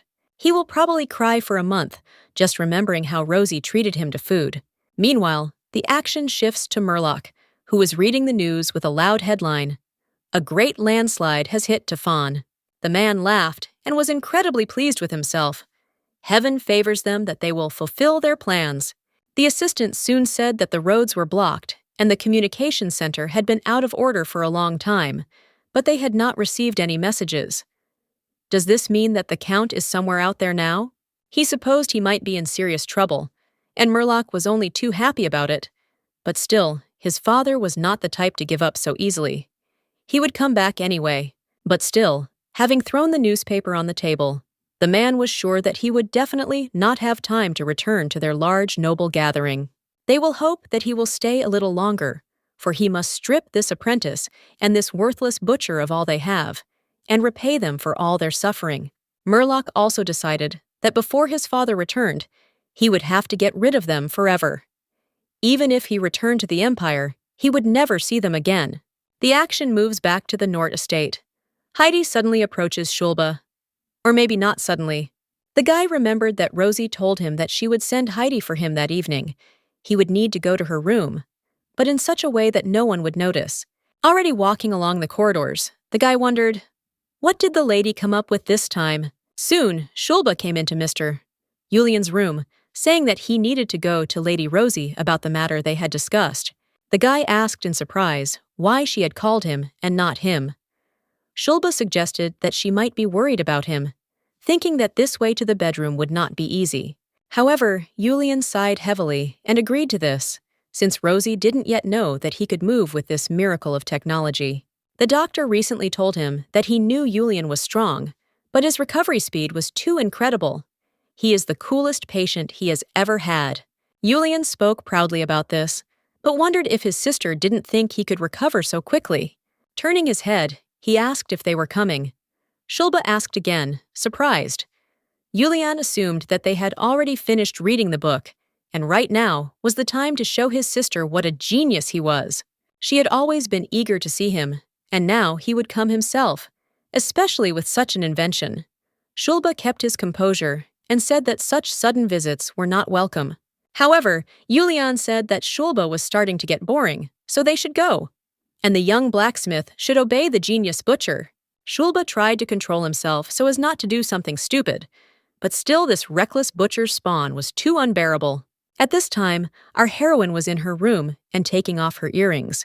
These words that her brother said were surprising, because he had been attacking her, saying that she changed her earrings every hour. Rosie sighed heavily, because that didn't work either. Her brother had chosen the earrings himself from a jeweler who had visited the estate. This jewelry was a gift from the gentleman himself for her last birthday, and if he sees her in it, then maybe he will suddenly remember her. These are the words of Heidi that Rosie was thinking about. It was precisely after these words that our heroine changed her jewelry and clothes for every meeting with her brother. However, each time he said some not very pleasant words. For example, he offered to buy a really childish brooch. Looking at her images, he assumed that she wanted to become a chameleon, because she changed her dress once again. Soon, he even came to the conclusion that his little sister was too fixated on her appearance. Like Heidi said, maybe if he sees the things he gave her, his memory will come back. Our heroine was not going to give up. She wanted to continue clinging to even such a tiny hope. Rosie wanted to help her brother, because his words never left her head. He often talked about how neither of them were lucky in terms of parents, and yet instead, he was offering to be each other's light. He was offering to cherish and care for each other, to be the only true allies in this world. But our heroine said in surprise that he did not need her protection, because he was 12 years older than her. Julen, in turn, replied that he would also grow old 12 years earlier. The boy laughed, saying that when he really got old, she would have to push his stroller. Rosie looked at him with a sad face and asked why he was talking about such things. After picking a flower, Julen said that this will happen to everyone sooner or later, so what difference does it make? Sometimes he thinks about it and realizes that everything is not so bad. At least when he retires, he'll have a lot of free time. Just imagine how great it will be when the day comes when they'll have 2 meals a day. Rosie was both happy and sad, but sadder because her brother was always busy. Shulba would come running right during the walk, saying that it was time to go back. Often the assistant would remind him of his busy schedule, which would prompt Julen to immediately apologize and offer to at least have dinner together, since he needed to work. And yet, the action takes us to the night when they were supposed to have dinner, although Rosie was waiting for him for another hour on top. In the end, Julen never came to her, and all the food simply got cold. Rosie began to eat closer tonight, realizing that her brother would not come, and everything was already cold and tasteless. Having dinner or lunch together is something ordinary, but it only happened after he lost his memory. The action takes us to the room of our heroine, who was sitting at the table and reading. Entering the room, Julen assumed that she was practicing reading. The girl answered him that she was a slow learner, and Julen said that there was no need to hurry, because the tutor told him that she was very capable, but had problems with reading. Our heroine assured him that they would say anything if he paid them, but what if she was slow and soon became stupid? Julen replied that he, too, had started studying late. He talked about how it was hard for him, but he managed it. Rosie was delighted. Soon she asked if it was really so. Julen nodded his head and soon said that he can't wait to read a book with his Rosie. It's his second biggest dream. But still, the first thing he asked her to do was not to put pressure on herself, because it wasn't worth it. No matter what happened, no matter what she was like, he would still love her. Rosie asked in surprise if he would really love her, even when she was over 70, and still hadn't learned to read. Her brother nodded in surprise, but still advised her to try to learn at 60. With a heavy sigh, our heroine told him that just like that, in the blink of an eye, his love had faded away.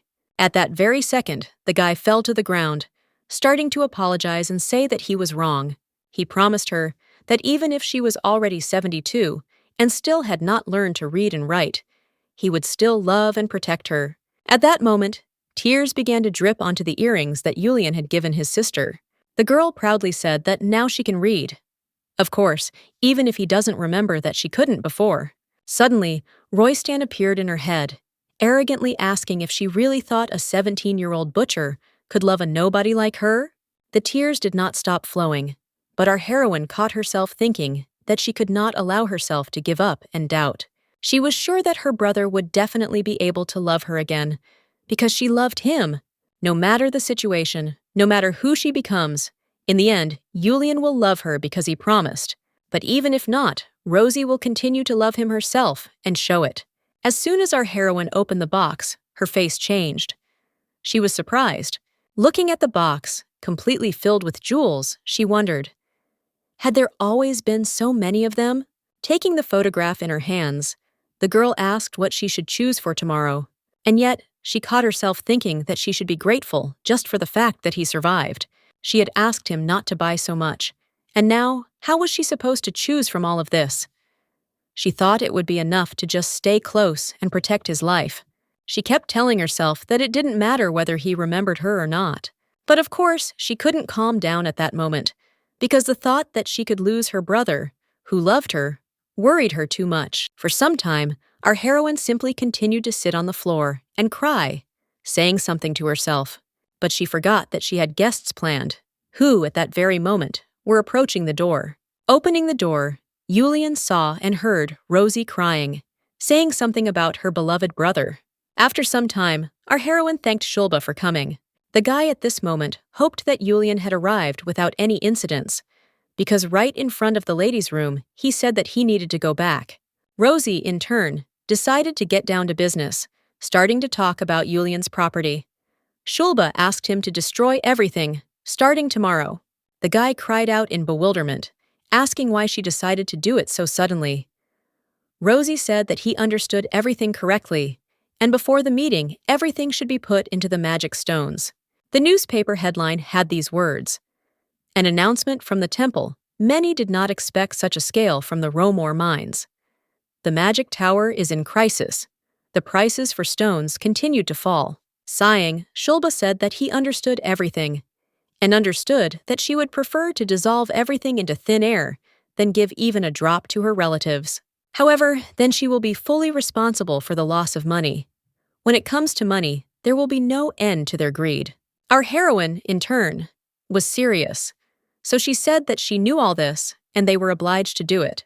Looking at her, he remembered the words of the gentleman, who said that if she wanted something, he would follow her to the end, and if he was not there, he asked her to stay by her side. The guy sighed and said that he understood everything, which meant he would take care of everything. Soon after, he said goodbye to Rosie and headed for the exit, as it was late. In turn, our heroine thought that the meeting was already in a week. If Grandpa received her letter, he should arrive just in time for the beginning. Standing in front of the window, she thought, realizing that she needed to hold out a little longer until the monthly meeting. Thus, the days began to fly by, one after another. The uninvited guests still asked to sign their documents, but the girl wriggled out. The days with her brother were also full and good. At least Rosie thought so. Julen, for his part, was not so happy for some reason. But this cannot be said about Merloc, who happily read the news every day and reveled in thoughts of his imminent victory. And one day a doctor came to Julen and gave him crutches so that he could walk on them.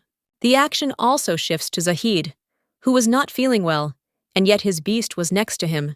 And now, finally, the long-awaited day has arrived for the relatives of the Noart family. At this time, Merloc looked at the throne, thinking that everything happened as they expected, because his father was unable to return in time. This arrogant girl didn't want to give the money to the last, so there was only one way out. They had to stick to the plan they had already agreed on. Next to Merloc sat the second son, Felipe. He hoped that they had agreed to divide the inheritance between them. The second daughter, Monica, also hoped that her older brother had not forgotten about their agreement. Who cares about their attitude towards this immature girl? After all, the father hates the temple. These guys will soon be penniless and then thrown out of here. Looking at the girl, they assumed that she was probably shaking all over with fear at this meeting. Our heroine, in turn, was not going to show weakness. Entering, She introduced herself and asked them to be understanding, since this was her first time participating in a meeting. This certainly took Merloc by surprise, as he thought she wouldn't be able to handle the atmosphere like any child. But she was calm. Had she been playing dumb all this time to buy time? To stop them from doing anything before the big meeting? But still, he decided that even if it were so, it would not change anything, because everything had already been decided. The man at that moment smiled with a crazy look and said that if everyone was here, then it was time to start the meeting. Without thinking twice, he decided to start with the first agenda, which was quite interesting. In a calm voice, the man said that from what he had heard, Julen had handed over all his property to Lady Rosie, his younger sister. The fortune belongs to the Nort family, and the amount is too large for just one child, and as long as the money is under their name, they cannot have such a sum scattered around the world.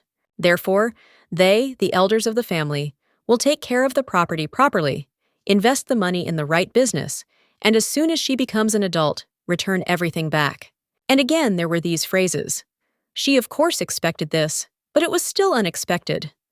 Nevertheless, it was time to listen to the opinion of relatives.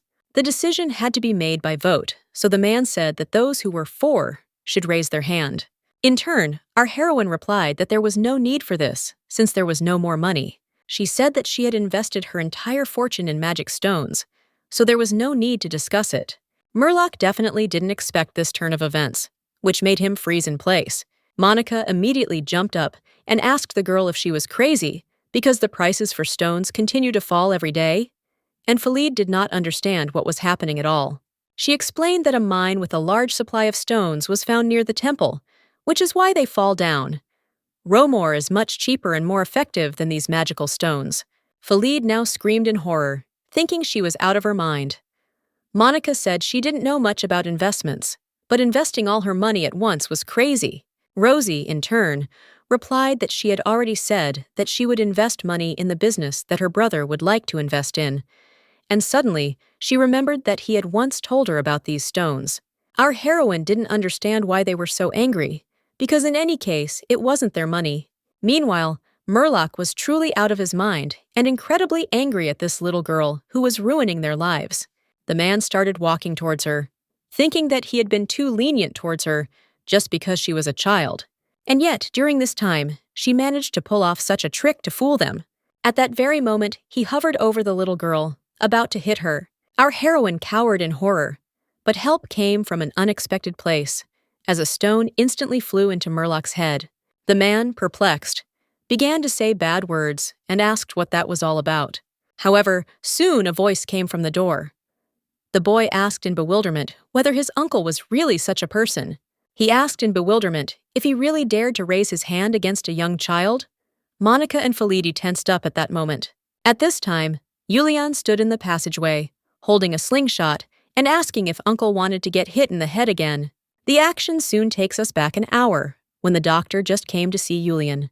Looking at Julen, he said that it was really the first time he had encountered such a speed of recovery. No doubt, he was born with a strong body. At first, he didn't even pay attention to his recommendations, but he takes medication regularly and doesn't forget about the rehabilitation course. Julen proudly said that he tried. And yet, why does he say that?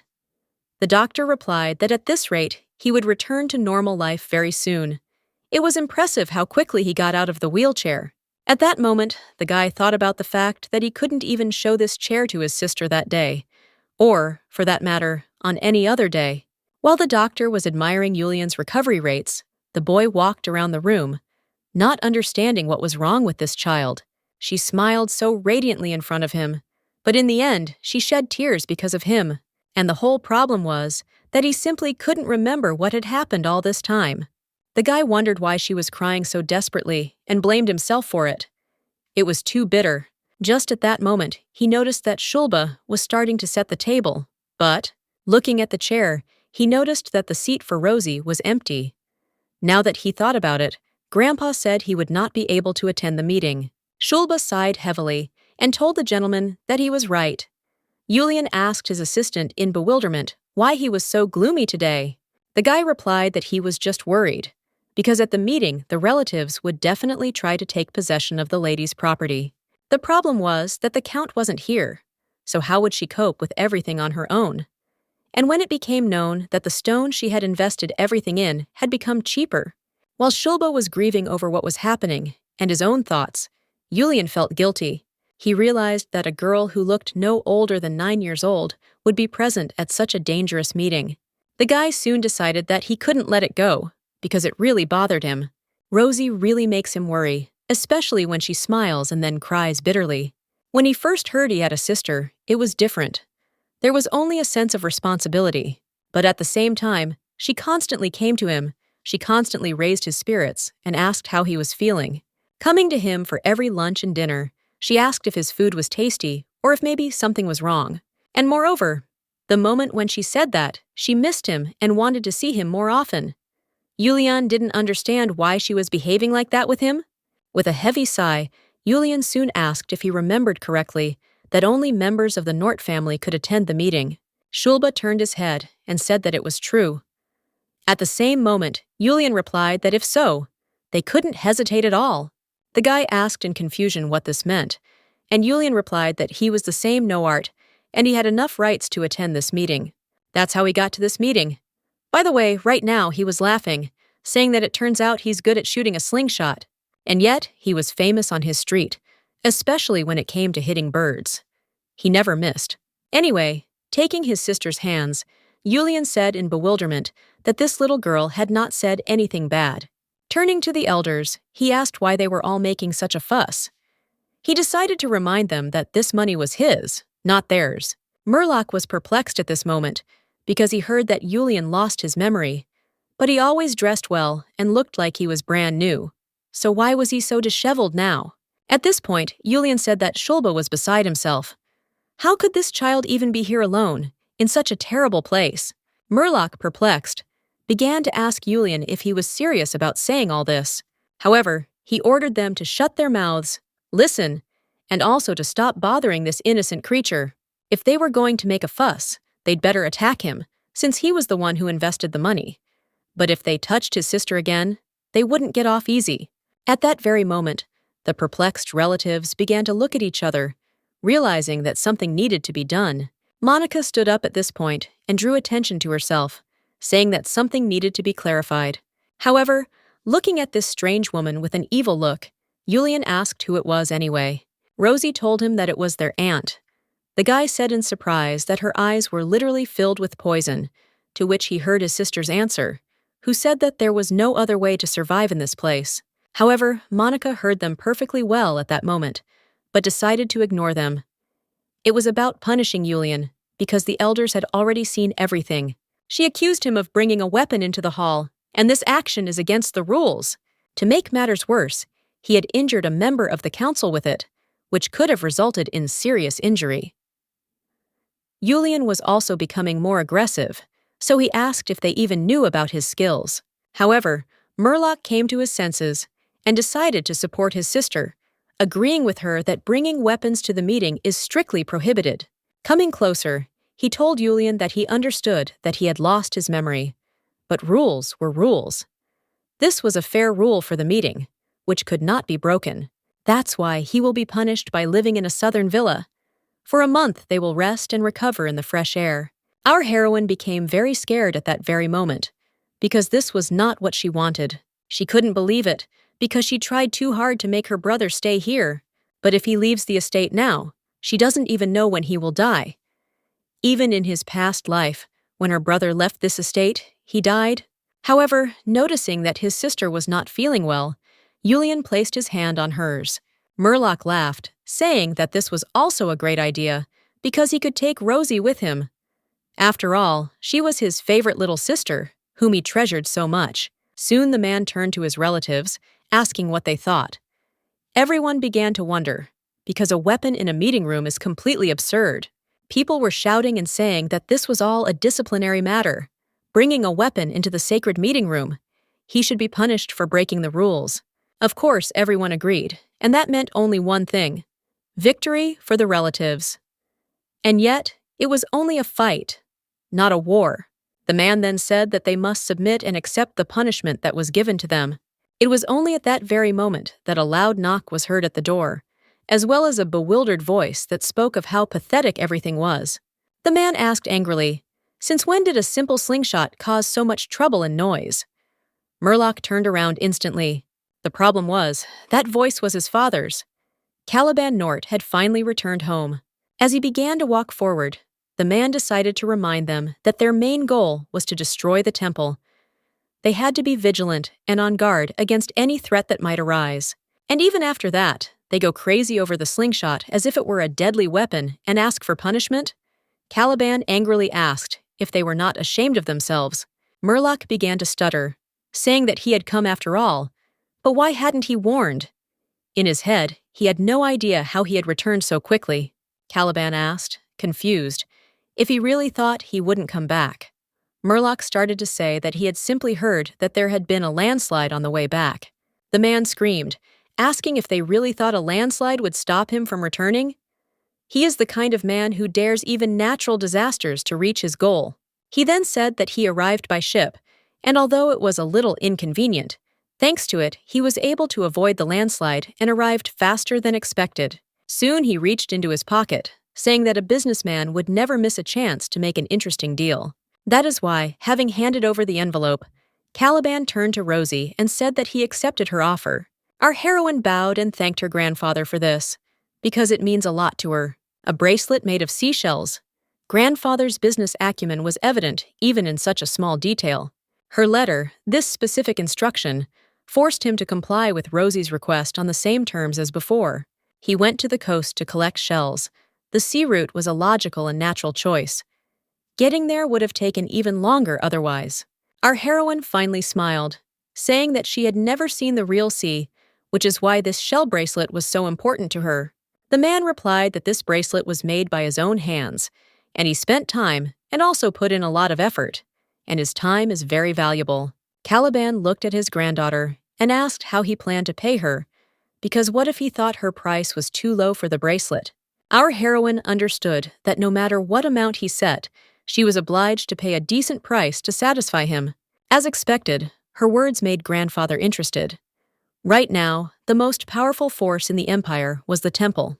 Even the royal family and the 4 ducal houses literally could not resist them. And the Nort family managed to choose just such a powerful enemy, a family that is in danger because of its opposition to the temple.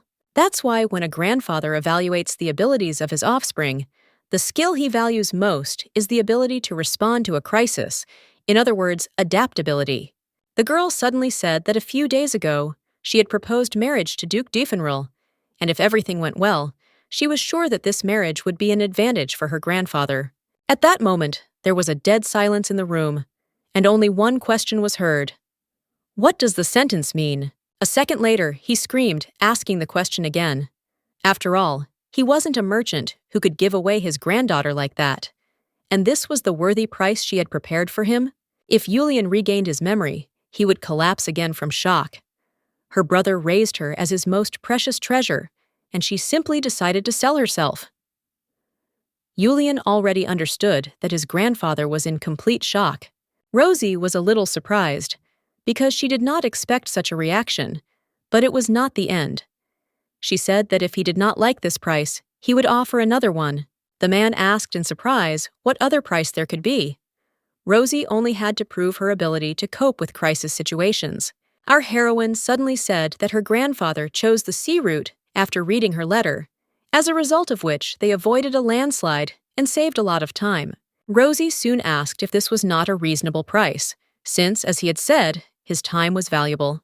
Rosie understood that no one can predict natural disasters, and now, her grandfather recognizes in her actions not an accident, but a conscious ability to think ahead. Once her offer didn't work, she immediately took the opportunity to offer another deal. Our heroine was sure that if this worked, then she would definitely... At that very second, Caliban began to laugh loudly. Trying to stop his laughter, the man turned to Julen, asking why he had hidden such talent all this time. Julen looked around in confusion and asked if he was talking about him. Rosie, in turn, assumed that everything was fine. However, Merloc intervened in the conversation and said that the child had spent 137 billion on stones, wasting all her property. The man asked the amount again at that moment, and was surprised, because this amount could not possibly belong to her. Wasn't this Julien's fortune? The man said that it was, but it was still their family's money, and she threw it away. At that moment, Royston decided to join the conversation.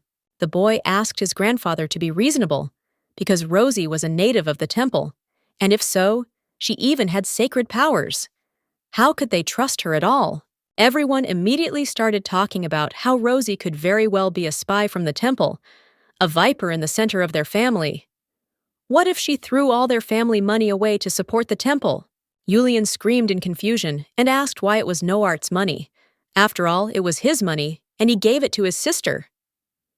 Royston suddenly realized that Julen was actually helping her. After this, Royston also decided to add, and asked to note that he treated with particular cruelty. Who knows, maybe this slingshot is not some kind of toy, but a real weapon from the temple. Julen tried to control himself, and yet, jumping up from his seat, he shouted that if the temple supplied such slingshots as weapons, it would have gone bankrupt long ago and started begging long ago. What kind of nonsense is he talking?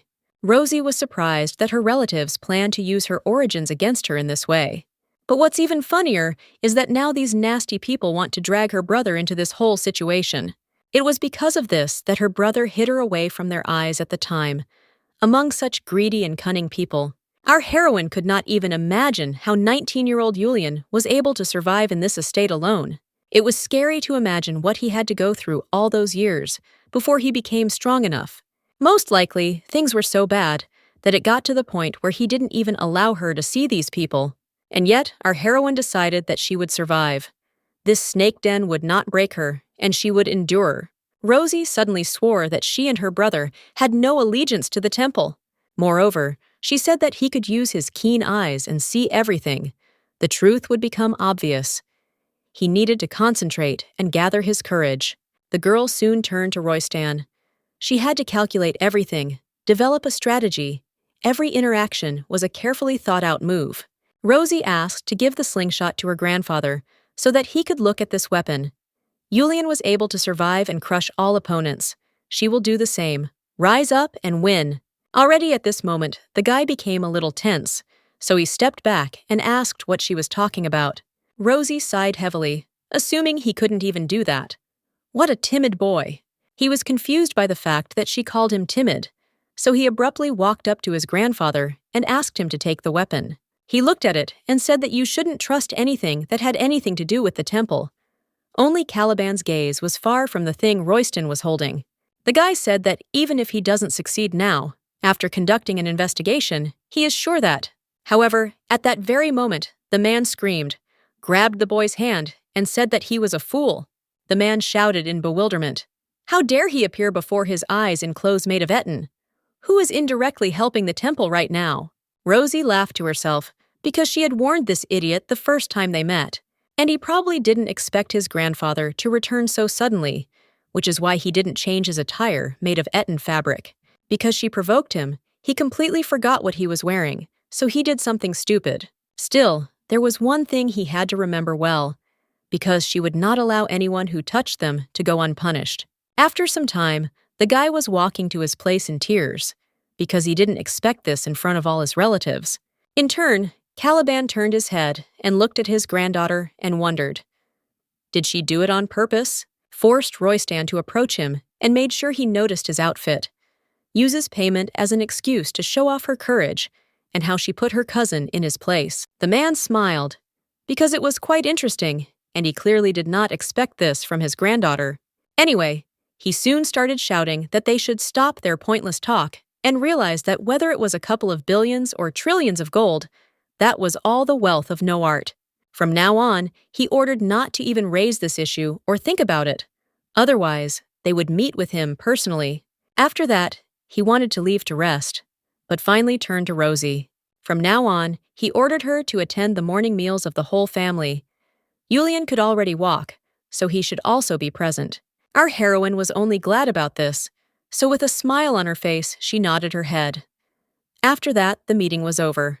Rosie knew that her grandfather had acknowledged her since she had joined the family's morning gatherings. At that moment, Julen turned his head and asked his sister if there would be a meeting next month. The girl thought about it, but assumed that most likely there would be one. In that case, he suggested going together next time. He really doesn't care how his little one spends that money, so why does it bother them so much? Our heroine was very surprised at this moment, because she realized that from the very beginning, he had called her little one, and Julen continued to be perplexed, even saying that whether it was gambling with magic stones or a casino, what did they have to do with this? Our heroine soon told him that he shouldn't gamble, because he'll end up like his father. Julen replied that she had told him that before. However, our heroine asked in surprise how he knew this. And still, Julien's father was not such a great man. His father was a gambler who lost all his fortune. Soon the guy turned to her, saying that he, of course, had no idea what a happy family was. And yet, if they were on the same plate, then he suggested that they support each other. In any case, they were both unlucky in their family. Immediately, memories of him speaking words like these came to her mind. Unlike these people, they could take care of each other and truly cherish each other like family. And again, thoughts from the past, where he spoke about how they would cherish and care for each other, being the only allies in this world. Our heroine knew for sure that even if he did not remember his past, he remained on her side without knowing anything. Even if he is not the same Julen as before, she will remember that the current Julen also cares about her very much. Soon the guy turned around and asked the girl in surprise why she was stuck and not moving. Our heroine soon wiped away her tears, realizing that she and Julen were slowly starting to get closer. She started to catch up with him and say that she wanted to go together. It was from that moment that a lot was going to change. The main thing that happened is that our heroine is no longer alone. She has a loving brother again. The action takes us to Zahed, who was still the same. The guy didn't want to sleep or eat, and that's exactly what he was advised to do. Zahed's aunt, Elizabeth Sonoran, assumed that he was having trouble even sitting now. She asked him not to hide anything from her. Nevertheless, the boy, with his trembling voice, decided to ask his aunt what she was doing there anyway. Elizabeth replied that she had come to renegotiate his engagement. At that very moment, an angry Zahed jumped up from his seat, asking what kind of nonsense this was, and yet he immediately doubled over in pain. His aunt came closer and told him that after they learned that he had broken off his fourth engagement, people began to send proposals. As expected, her handsome nephew was very popular. His aunt would find him a suitable match for Defenal, so he had to follow her instructions. She also told him not to even think about canceling engagements on his own. The guy was incredibly angry, but at the same time, he couldn't say anything against it, because he knew about the rules. If the head of the family has not reached the age of majority, the decision on his engagement is made by the acting head of the family and the council of elders. In emergency situations, the bride has a status equal to that of the spouse. And also, every bride she proposes already has children. Zahed knew that at this rate, he would go crazy faster than he would grow up. And once that happens, his aunt will officially declare her children the heirs of Defenal. Of course, he could still break off the engagement at the final agreement stage, which is why she added a huge penalty to the contract. She would be paid a fine if the engagement was broken. He knew that if he got engaged, or even if he didn't, this woman would try with all her might to take away the family title. At that very moment, the guy threw her hand away, saying that she could try to sell her nephew 4, 5, or 6 times. But he, looking into her shocked eyes, assured her that he would break off the engagement for the 7th and 8th time. With these words, he wanted to convey that she would never get the Defenal family, even if he became the last head of the family. The woman smiled, saying that it was his right, but in that case, she wished him to try to hold out until the very end, until he had completely exhausted his reserves. And also, grabbing his head, she decided to warn him that the next bride would be chosen at the upcoming meeting of the Senate. Looking into his eyes, she assumed that no one came to mind, but even if so, she was not going to look at them. Throwing the boy to the floor, Elizabeth, perplexed, said that he was pretending to be proud, just like his late father. If he had simply knelt down and obeyed, he would have been treated much better as the heir to the family. But in turn, the guy continued to lie on the ground, realizing that he himself would have preferred to just die. And yet, he soon began to beat the floor with his fist, because he understood that there was something here that he had to protect. He was obliged to protect the Defenal family and the sacred beast no matter what. And here again, his engagement was decided without his consent. Even knowing that there will be a fine for violating this agreement, he will still have to prepare the termination papers. And besides Aunt Elizabeth, there were other people who would be happy to try to use him. There was no one in this place he could trust. And yet, Zahed hated himself too much. And on top of everything else, he was too weak, so much so that he could not even walk. Once again, raising his head, the boy looked at the portrait of his parents and remembered them. Sobbing, lying on the floor, alone in this merciless world, he spoke of how much he missed them. Soon the action takes us to our heroine, who was thinking about the shock of her grandfather, who said many different things about her engagement. Even though he said all this, he would definitely consider the proposal of engagement with Duke Defenal. Even though the chances are slim, he will not rest if he does not at least think about it. And yet, she understood that what was done was done.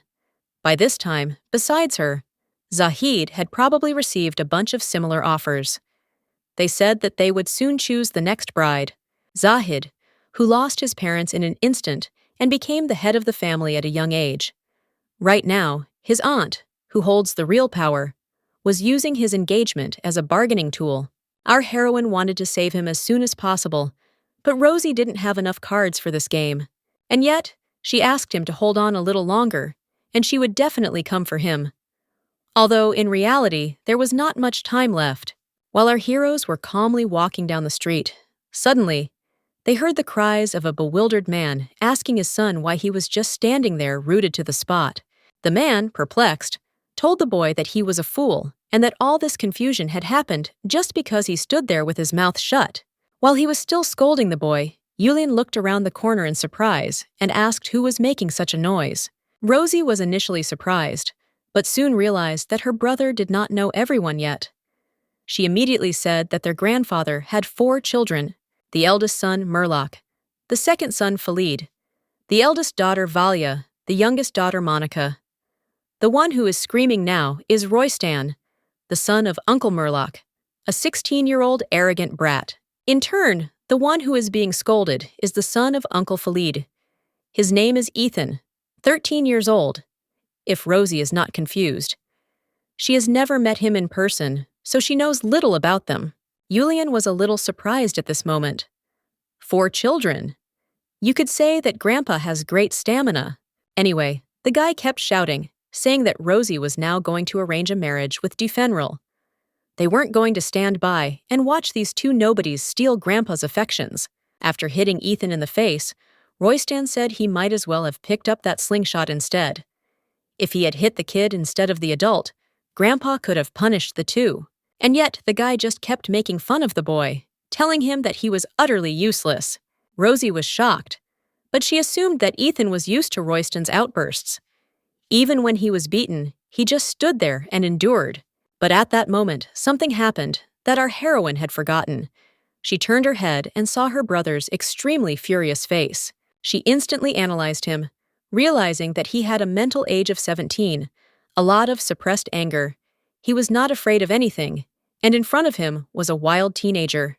Our heroine immediately decided that he might try to kill this guy, but they definitely didn't need that. Although Royston was in danger, he himself was in danger first and foremost. The girl smiled and asked her brother to stand still, and she, in turn, would take care of everything. Soon after, our heroine turned and ran towards the showdown, leaving Julen alone. Our heroine stood in front of Ethan, telling Royston that he needs to stop, and if he wants to take out his anger, he can be angry at himself. She decided to remind him that he was the most pathetic in the first place, so she told him to stop torturing innocent people. The guy asked in confusion what it meant, because they were just playing. Rosie said it was nonsense and asked what he was talking about. Royston soon continued his words, saying that only the strongest survive here, because even his grandfather was of this opinion. The guy looked at Ethan and told him to explain himself. Was he really making fun of him, or were they just playing? After some waiting and silence, the guy screamed, telling him to stop being silent and say something. Ethan was so scared that he literally said something, and yet soon after he said this, he asked Royston if he would be angry. Our heroine turned her head in bewilderment, because she was shocked by the tone of this guy. Literally, at that very moment, a bewildered bully ran towards Ethan, promising to deal with him. Rosie stood in front of Royston again and said that Ethan was right. As soon as Ethan said anything, he literally got angry. She decided to remind him that he was the one who said that only the strongest survives here. Turning her head, our heroine suggested that he have a little fun with her brother. Only when he saw Julen did the guy start stuttering and saying that they were both crazy. If Grandpa noticed her, it didn't mean she was important here. She shouldn't have let her guard down, because she would never get out of here. At that very moment, Julen looked at the guy in bewilderment and asked what he was saying. Literally, at that very second, the guy turned around and ran away in horror, thinking that the guys just had to wait, and then they would see everything for themselves. Rosie was so happy that her big brother protected her. To think that she had such a wonderful big brother. He was the strongest of them all. So powerful that Grandpa immediately cast aside all his children and chose him as his successor, and he is completely on her side. Soon, our heroine turned her head, wondering if Ethan could begin to respect her brother. The guy, in turn, adjusted his glasses and sheepishly thanked the guys for their help. Our heroine was confused about what was wrong with this guy and his manner of speech. Ethan had stated that violence should be met with violence, and that may be a fundamental decision. But right now, it was a great way to escape. Our heroine looked at him, assuming that he really was some kind of crazy person. And yet, she was sure of something. She knew what kind of future awaited this boy. If you look at him now, he was a very inconspicuous and skinny boy. But one day, Ethan Nort will become the greatest archmage in the Empire, respected by all. Ethan is Uncle Phalid's only son, and the boy spent his childhood without much attention. His mother passed away immediately after the boy was born, but considering that Phalide was a womanizer who never cared about his family, he was able to cope with this grief. In turn, the child who was always alone, locking himself in his room, he turned into an eccentric who only saw books about magic. Having seen Ethan, namely what he had become, Phalid finally stopped being interested in his son, declaring that he would never become an heir. It was around then that Royston started to bully him. After all, he was a lonely kid with no one to turn to, a boy who was never accepted by his family. He ended up leaving the estate as soon as he turned 18 and went to the magic tower.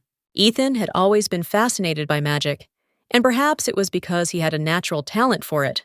Years later, the boy was able to blossom in the magic tower and become the greatest archmage in the Empire. Upon entering the magical tower, Ethan severed all ties with his family, and from then on, he never interfered in Nort's affairs. Ethan did not particularly like his relatives, but he was not against them either. But seeing Royston tormenting someone else was too familiar to him, so he wanted to help. Rosie suddenly asked the boy if he bullied him often. The guy waved his hand, saying that it started in childhood. Nothing special, and everyone knew it. Except for his grandfather, of course. Our heroine screamed in bewilderment, asking if even her brother knew. The guy looked at him in surprise and nodded his head. The girl asked if Julen just stood by and said nothing. Ethan replied that Julen never cared how badly he was beaten. Last time Royston beat him to the ground, and Julen didn't even look in his direction. He just walked past whistling, carrying a whole bunch of gifts for her. The guy screamed in bewilderment, asking if he really was that hypocritical. Rosie couldn't even believe it. Ethan replied that Julen had always been a worthless person who only cared about his sister. A cold-blooded guy who trampled everyone to become the heir. What else would you expect? As soon as he came here, after being harshly treated by his relatives, he went through a demonic path to defeat the devil himself. But he still looked a little different now. After the amnesia, he turned into a tomboyish teenager, and his personality seemed to have changed a little. Rosie thought about it, because Julen had just gotten angry when he saw the whole picture. Before he lost his memory, he had been the perfect brother to her. But after hearing Ethan, she realized that Julen wasn't so perfect. Ethan suddenly asked if it was true what they say, that when you lose something, you also gain something. The guy suggested that if Julen lost his memory, then along with this, he received the opportunity to improve his personality. Julen said in bewilderment that he saved him. Then why did he feel guilty? In turn, Ethan noticed something that made him very tense, and soon even began to tremble. The boy pointed to the broken sea bracelet, asking the girl if it was a problem. Our heroine was horrified because she knew for sure that she had left it there on purpose so that it would not get hurt. Ethan tensed up, asking what he should do now, since it was obvious that his grandfather had put a lot of effort into creating it. The guy knew that if he saw that the bracelet was torn, he would be horrified. He could misunderstand everything as if Rosie had treated his gift carelessly. Our heroine looked at the bracelet, realizing that Ethan was right, because this was the first gift from her grandfather, and of course, such a loss would upset anyone. At that moment, Ethan began to blame himself, saying that it was all because of him. What to do now? In turn, Julen asked them in bewilderment what they were talking about and whether this was really not the work of Royston. He was literally the only one who could have done something like this. And indeed, our heroine remembered his words, in which he wanted to hurt Rosie by saying that her grandfather would not turn to her differently anyway. The girl literally had a premonition that he would cause trouble, but she certainly didn't think that such a method would be taken. The jewelry was replaceable for now, so it should be fine. But what if Grandpa starts wondering? Does she not want to wear his bracelet because it's cheap? And if Royston is really guilty, he will probably use this to create a problem. But even hiding the fact that the bracelet is torn will not solve anything. Ethan knew Royston's character, so he could ruin the bracelet, so he left before them. But still, they had no proof. The girl also understood that they had no evidence, and if she accused him without it, they could switch roles, and then she would be guilty. Julen suddenly asked her not to worry. The guy smiled and said that Royston hadn't managed to get far, which meant they would now bring him back and evaporate him, and then he would admit everything. Rosie was confused and told her brother that only bullies did that, and Julen responded by saying that he always solved problems that way. Spanking is the best medicine for bad boys. Ethan suddenly stopped Julen, telling him that there was a backyard in that direction, and Royston was definitely not there. Rosie lives in a separate annex, and Julen has lost his memory, and probably doesn't know anything, but Uncle Merloc always gets drunk when his plans fail. And so, if he is drunk, he becomes very violent. Even the servants do not dare to go into the backyard. Since he was going to get a scolding from Grandpa today, Merloc would definitely have to sit there and swim. Julen wondered where he could sit in that case. Suddenly, he had an idea. The guy soon remembered that it was Merloc who tried to hit Rosie. He suggested that he should go and beat him up right there. However, our heroine stopped him, asking him not to do something stupid, like beat up his own uncle. The girl soon smiled, asking even Royston to leave her alone until they did something wrong again. Even Ethan was surprised by this turn of events, so the guy asked in surprise what it meant. Our heroine approached him and said that thanks to him, she came up with a really cool plan. She asked the boy to stop blaming himself, because the fault lies with another person. In that case, he is obliged to repay them tenfold. Ethan thought for a moment, and then asked again if he had understood correctly about the debt. Our heroine nodded her head, saying that she was looking forward to their meal tomorrow. The action shifts to the next day. Our heroine finally woke up, and literally immediately the maid came into the room. After a while, the girl was ready. The Noart family was having breakfast in the main building, and she, for the first time, would be attending it as a member of the family. Rosie soon decided that she had better prepare herself mentally for this. Firstly, her older brother would be there too. Suddenly, just after going outside, our heroine heard a familiar voice. Ethan was looking at the girl, asking how she slept. Our heroine turned her head, and at first, she was even surprised that he decided to talk to her. The guy replied that it took 15 minutes to get to the main building, but if she had already gone outside, then that meant she had already visited Julen's chambers. Rosie, at this point, decided to try to change the subject by asking the guy why he was there. The main thing was to tell him something like he wanted to go with them. The guy smiled and nodded his head, saying that they had been in the same boat since yesterday. Our heroine at this moment looked at him in surprise and asked if he had really come all this way just to go to breakfast together. The guy adjusted his glasses and nodded, saying that while he was with Julen, Royston wouldn't bother him. Julen in turn with Rosie, which means that if he is with Rosie, then Royston will not pester him. Rosie in this case asked why he did not go for Julen. What does she have to do with it? The guy answered sincerely, saying that he was still emotionally unstable and hot-tempered. I didn't want to get involved with a difficult teenager. And then our heroine agreed. In any case, the guy said that choosing to stay with her was just a rational decision. And of course, it's not because she's the first person in the house to stand up for her, or because she's a cutie. It's also not because of her beautiful smile. And he also said that it wasn't just that she was good at talking, and certainly not because her innocent way of fooling people amused him. Such irrational and impulsive reasons are absolutely— Nevertheless, our heroine did not let him finish. The girl began to laugh, saying that from now on he could stay with her. But first of all, she asked him to make sure that later at breakfast they would agree on something. The guy started to catch up with her, saying that there would be no problems with this. It was all because of him, so he would definitely intervene. Rosie soon asked him why he hadn't said anything before, if he had so much built up inside him. Ethan immediately replied that it was because there was no one to listen. And so, finally, the action moves to lunch, which was incredibly luxurious and delicious.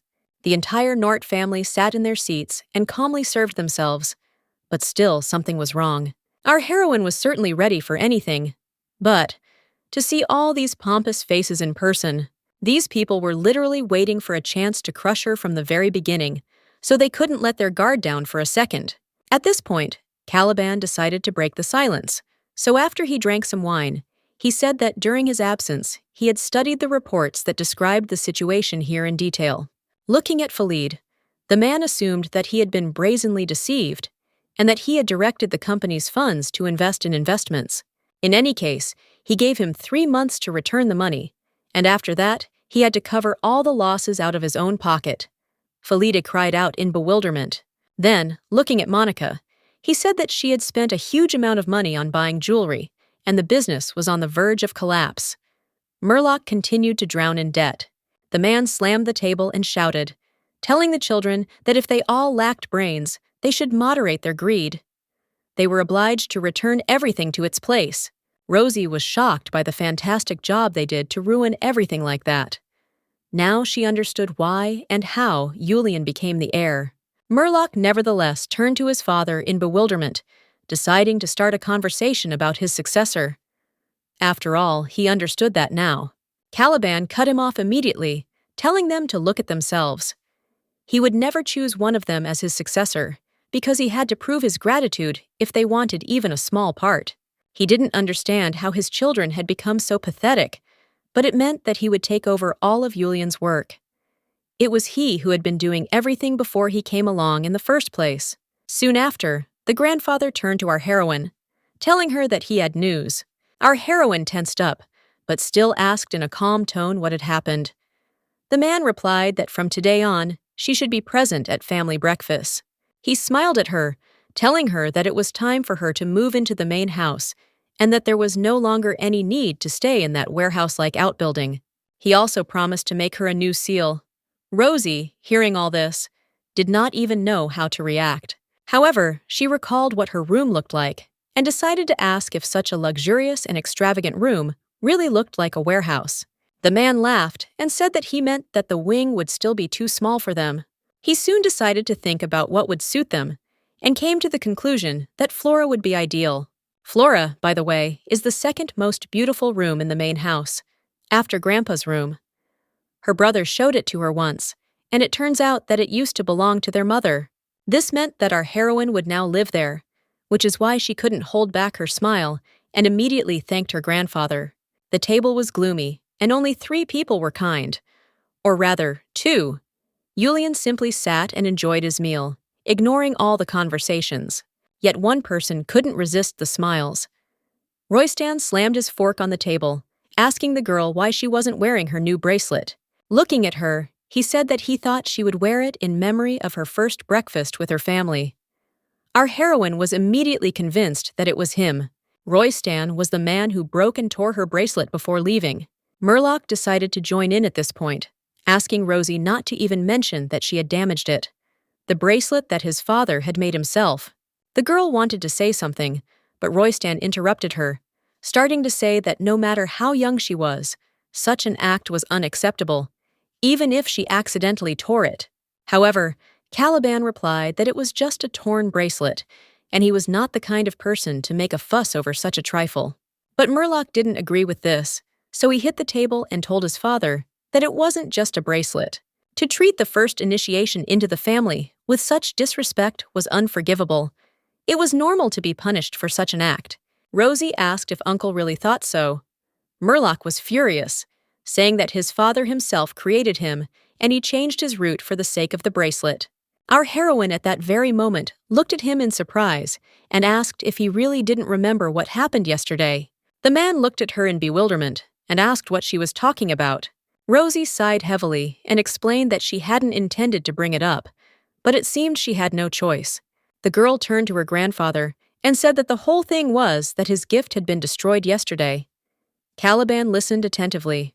Our heroine continued to say that while passing by through the backyard, she accidentally bumped into her uncle. The man was too drunk, so he literally snatched the envelope from her and trampled it in rage. The girl lowered her head with a sad look, saying that as a result of this, her bracelet shattered into pieces. The man immediately started shouting and confronting her, asking how she dared to slander her. He also asked if she had any evidence. Turning his head, he asked his father to just look at her, that she was so small, but was already lying. This is clearly the influence of the temple. However, at that very second, a hand rose from behind the table, and soon a voice said that he was a witness to what had happened. Our heroine was incredibly happy that Ethan still kept his word, which he gave her before going inside. The guy said that he saw everything with his own eyes. Uncle Merloc was drunk and trampled the bracelet. The man actually tensed up at that moment, asking the boy what he was talking about. Ethan went on to say that because Rosie had lived in the outbuilding before, she didn't know that she shouldn't have been in the backyard yesterday. If he hadn't bravely intervened to save her, Rosie would have gotten a couple of punches herself, and she thanked him for saving her, and then said that from now on, he became her beloved brother. The boys looked at him in bewilderment, assuming that he was already starting to overdo it a little. However, the guy continued to say that entering the garden, where even servants do not go, was a brave act, and Rosie was so overwhelmed with emotion that, clinging to him, she cried for a long time. But Merloc still insisted that it was all a lie, and he decided to set him up because he was drunk and didn't remember anything. Our heroine asked in surprise, was he really that drunk and didn't remember anything?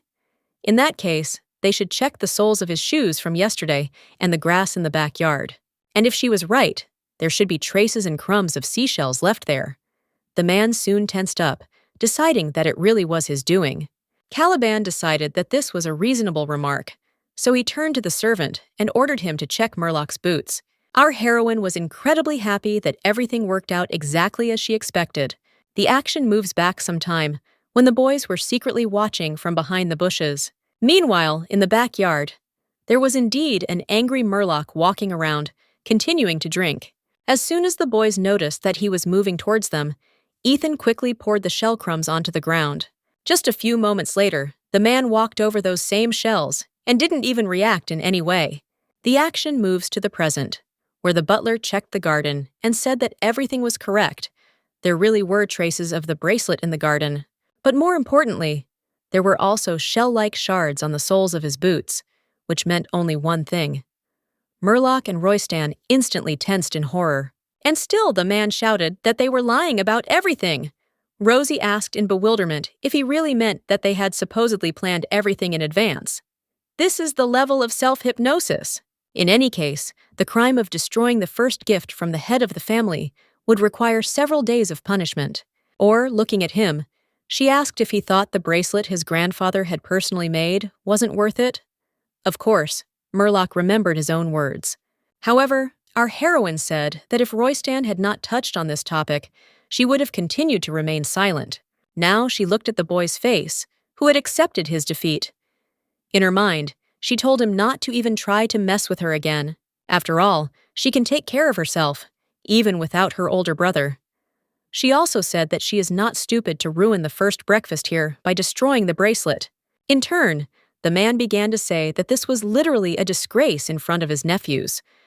Caliban asked his son how he dared to ruin a gift made by his own hands. He was certainly cheap, so he wouldn't ask for compensation, but he still needed to think twice about his behavior this week. Merloc started to try to say something in his defense, but he started to stutter. The head of the family soon shouted, saying that it was not the bracelet, but his pathetic behavior. If this happened again, he would impose a lifelong ban on alcohol on him. Now defeated, Merloc nodded his head and told his father that he would be more careful from now on. And yet, soon after this small misunderstanding, the man looked at his granddaughter and said that their conversation was not over yet. Our heroine smiled and told her grandfather to continue. Caliban immediately said that she would need to come to his office during lunch. He explained that he had received a letter from the Duke of Defenal yesterday, and the letter stated that she was being considered as a potential bride. At that very moment, our heroine was shocked and didn't even know how to react. Emotions overwhelmed her, because now in her head, there were thoughts that she would finally see Zahed. Of course, when our heroine was beaming with happiness, there were those who couldn't stand it and wanted to spray their poison around. Merloc suddenly turned to his father and said that in the long run, this marriage would not be beneficial to their family. He had heard about the situation with the head of Defenal, hadn't he?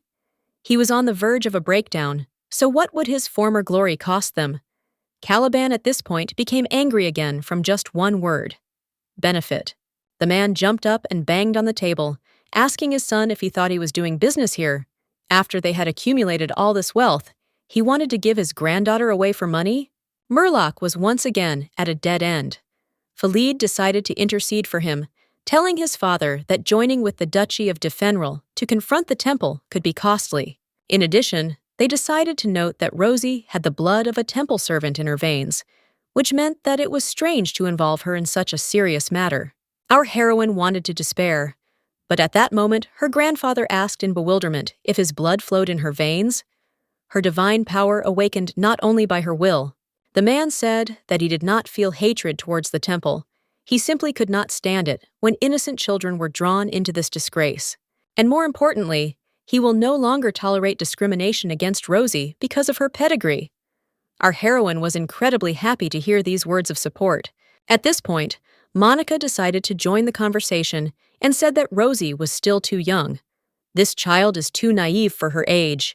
After all, it is important to understand that an engagement is a union between two families, and it would be too early to present it publicly now. Once again, the woman decided to remind everyone that the girl had wasted 137 billion gold coins, as if nothing had happened. Before that, she advised Julen to invest, but how could she spend such a sum without thinking? Julen was burning with anger, but the girl asked her brother to calm down. Monica suspected that Julen might have been talking about this before the mine was dug, but she had no sense of timing or investment sense. The woman was saying that she didn't even understand numbers, so how could she send a stupid child to Defenal? At that moment, fresh news was brought to the table. Monica continued to scream, saying that although they were in a sad situation, the Defenal family was the Defenal family. Ethan at this point also started reading the newspaper and was shocked. While Monica continued to scream, saying that it would be easier for them to leave the game themselves, everyone had already read the news and simply fell silent. Turning her head, the woman asked her brothers in bewilderment if they could hear her and why they were all silent. Just at that moment, the girl saw a newspaper, the headline of which caught her attention. She immediately grabbed it and began to read, and our heroine sat with a satisfied grin. The newspaper reported that the Reborn mine was a complete failure. Contrary to the expectations of the temple visitors, the cave was empty, and the collection of stones was only 1%. The next headline was that the prices for magic stones had literally skyrocketed. Monica couldn't believe her eyes. Now one could only imagine how Rosie's 137 billion gold investment chart had skyrocketed. In the past, our heroes were once discussing what usually happens in the main building during breakfast. The interesting part of the breakfast was that the newspaper was served with dessert. It was about this that a big argument flared up: the world, and everything that was happening around, and every word was a test from Grandpa. It would be so heated that everyone would immediately forget about food. Our heroine was surprised by this, which is why she asked if it was really that serious. Julen nodded his head and soon said that they would have to go there someday. They serve very tasty food there. And again, the action takes us to the present time. Julen read his newspaper in shock, saying that he really was a genius. Looking at the title, the guy said in shock that it turns out the girl wasn't joking. And what should he do with this crazy talent now? By the way, to avoid suspicion, the girl said that in the past, it was he who asked her about it. The guy proudly said that he was the only genius among these idiots. Everyone should be on guard with such a magnificent genius as him. Looking at his relatives, he asked if it was easy for them to go all in. But he himself had made the decision. The guy wondered why everyone had gone quiet. For some reason, he couldn't hear someone slandering him with "little one." Had they really swallowed their tongues? All the relatives were in shock. Julen laughed proudly and smugly, telling them all to speak their minds. Rosie, in turn, wondered why she couldn't even lift her head. However, at that moment, Caliban sighed heavily and turned to Julen. The boy turned his head in bewilderment and asked again, to which the grandfather replied that he should stay after breakfast. Seeing his table manners, he wondered how much his memory had been impaired. Julen even shuddered a little at that moment from how creepy it was. Rosie, in turn, began to giggle. And yet, also looking at the newspaper, our heroine decided that she was rich again. That's why she was now absolutely sure that she could save Zahed. After some time, our heroine approached Shulba, asking him to dispose of the money received from investments in stones in the following way. Julen, she wanted to return 150 billion gold. Shulba at this point was even a little surprised by what an incredible interest rate it was. Proudly adjusting her hair, the girl reminded him that she had promised to take care of the money and manage it wisely. Shulba agreed, saying that it was very impressive. However, managing the remaining amount is not such a simple matter. Only 50 billion is prescribed. But what to do with the rest? Our heroine at that moment handed over the letter and asked to pass it on to the head of the magic tower. He will sort it out himself. The guy nodded his head and said that he understood everything. Rosie, however, said that she still had a lot of unfinished business, so she was counting on him. Shulba replied that he was even glad about this, because lately it seemed to him that all his affairs had ended at once. Rosie asked in surprise if he really had nothing to do, to which he replied that before he didn't even have time to sleep because of all his affairs. But Julen is not the same as before. Anyway, the guy even said that he would think about resigning next month. Our heroine was immediately shocked beyond belief. What does resignation mean? Does he really want to quit? The girl began to tug at him, asking if he was joking. Shulba replied that the gentleman needed a teacher now, not an assistant, so the count left him after the meal. The guy added that he had nothing to do there, which meant Rosie definitely decided that he was serious. She suddenly asked if it wouldn't be better for him to choose a simple life. And yet, despite all the talk and advice, he said that an easy life simply did not interest him. The guy was really happy living a hectic and busy life. Being really useful is what he wants. Rosie had no idea who could have such desires. Anyway, he said that he was planning to retire soon, and he had discussed it with the past Julen. The girl asked him in confusion what he was talking about. Shulba told her that they were real friends, but now no one can be trusted, so he became an assistant. Once he grew up, they agreed to return to their old relationship. This is what they both wanted. Our heroine realized that these two managed to make a promise to each other in secret, and yet, Rosie asked, what if her brother soon regained his memory and asked him to join him? What would he do? The guy, perplexed, replied that he would be diligently flashing his heels. He certainly wouldn't be able to hide the papers forever, where she married the Duke, without even taking into account his position as a servant who must obey his superior. Julen will try to kill him when he realizes that he helped Rosie with her engagement. That is why the guy smiled and asked the lady not to worry about him when she entrusted him with a lot of work. The girl asked if he was really telling the truth, to which Shulba replied that he was, frankly speaking, very pleased, since lately he had not even known what to do with himself. Soon he turned around and said that if she had any instructions, she should feel free to contact him. It was at this very moment that our heroine came up with a brilliant idea. The guy was already saying goodbye and was about to leave the room, when suddenly Rosie stopped him. The girl asked him if he would like to work for her, because she was looking for someone experienced and able to work hard as an assistant. And yet the action smoothly takes us to the door of the meeting room. The butler informs us that Julen will be joining us for dinner. Our heroine asked in surprise what this meant. The butler laughed, saying that their conversation after breakfast had dragged on a bit. Our heroine sighed with relief, saying that she was very glad that everything went well, although she knew that everything would be like this. Ever since her brother lost his memory, he had become as hot-tempered as his grandfather. The butler became a little tense at this point. Pointing to them, he said that even if they were too similar, it didn't mean they were perfect for each other. At that moment, the guys looked at each other, clearly making it clear that they were in a confrontation. Rosie even tensed up a bit, not understanding what kind of oppressive atmosphere this was. It seems that Grandpa doesn't like such a hooligan, Julen. And yet, just at that moment, the man turned his head and instantly changed. He was glad that Rosie had come. Julen had changed in the same way, imagining that it must have been hard to travel such a long way on his short legs. Well, it certainly all looked too strange and artificial, which is why the girl didn't really understand what was happening. Just at that moment, both Grandpa and Julen showed her a place next to them and offered her to sit down. Rosie was shocked. And where should she sit? Julen soon said that he still lacks table manners, so Rosie has to sit next to him. But the grandfather replied that he had forgotten how he had spent the last few hours studying etiquette. Let him figure it out himself now.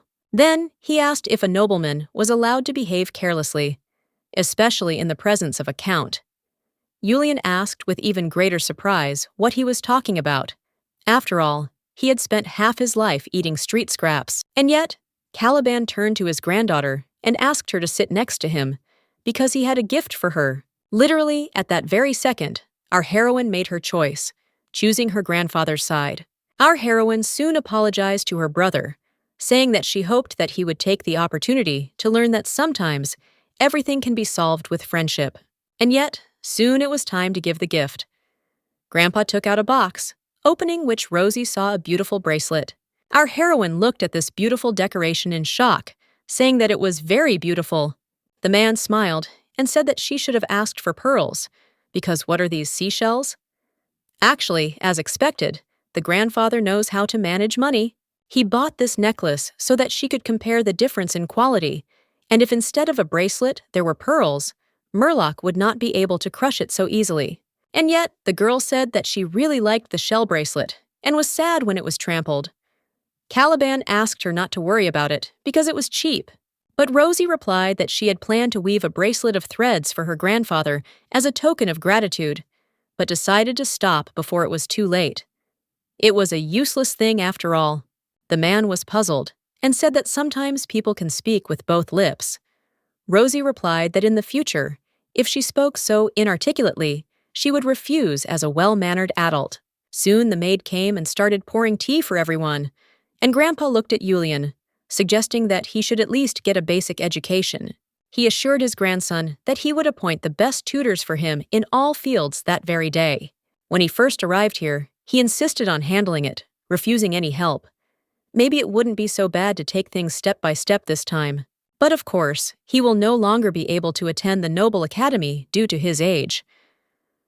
Rosie suddenly caught herself thinking that she was worried, seeing how heavy the atmosphere was here. It turned out that Grandpa was ready to accept Julen, even if he was an ignorant brat. Grandpa regretted that he took his grandson too late, but everything was not so bad. He also said that there was no need to rush anywhere, because everything was for the best. The guy nodded his head and said that he understood. Rosie now saw that they really were on good terms. Just at that moment, Julen put a cup of tea on the table, assuring that he was in no hurry. Again, he asked his grandfather if he had seen all these investments. Even without any knowledge, he was able to achieve such success and results, and he will continue to be convinced of this. At that very moment, our heroine caught herself thinking that her brother was going in the wrong direction. Rosie even covered her face with her hands, realizing that because of her brother's antics, she had to blush every time. The guy also said that his table manners had improved, and little one was still far from that. Caliban's hand was clenching more and more with anger. The man slammed his hand on the table and asked to tell him how he dared to put his seal and consent to the engagement. If his memory returned, he would cut off the hand with which he had put the seal. Our heroine immediately began to defend her brother, who instantly fell silent. The girl said that he was not guilty of anything, and she herself put the seal while he was sleeping. Julen also stated that Rosie only did it to help her grandfather. After all, she was thinking about joining the ducal family. And again, a fire began to burn between them, which our heroine undoubtedly did not like, and it could not continue like this. The girl soon began to scream, asking them to stop quarreling. She immediately declared that she really wanted to be engaged to Duke Defenal. She stated that she had been in love with him since early childhood, and no one else could have him except her. She planned to marry them as soon as he became an adult. Both grandfather and Julen jumped up in bewilderment, asking what kind of nonsense this was. The man said that there was nothing special about Defenal. Their estate was considered mediocre because the household had turned on the family and swallowed up all the wealth after the death of the Count and Countess. Julen, in turn, reminded his sister that he was still a genius, even though his memory had been lost. But if she needed any help, she just needed to wait a little, and he would do everything for her. And even more so, why immediately propose to a person she has never met? Even the grandfather agreed with these words of his grandson, and yet our heroine had no idea how she could explain it. It would be impossible to prove that she remained indebted to him before her rebirth. And since it is true, she has not met Zahed yet, and all she can say is that she saw him in a photograph in the newspaper, and he is very handsome. That's why she wants to get engaged to him so badly. She decided that she had to get this man. Still, she was going to pay a visit to Duke Defenal soon, and if anyone dared to interfere, then she said that she would not weave the bracelet from threads that she had promised her grandfather. The man immediately became tense.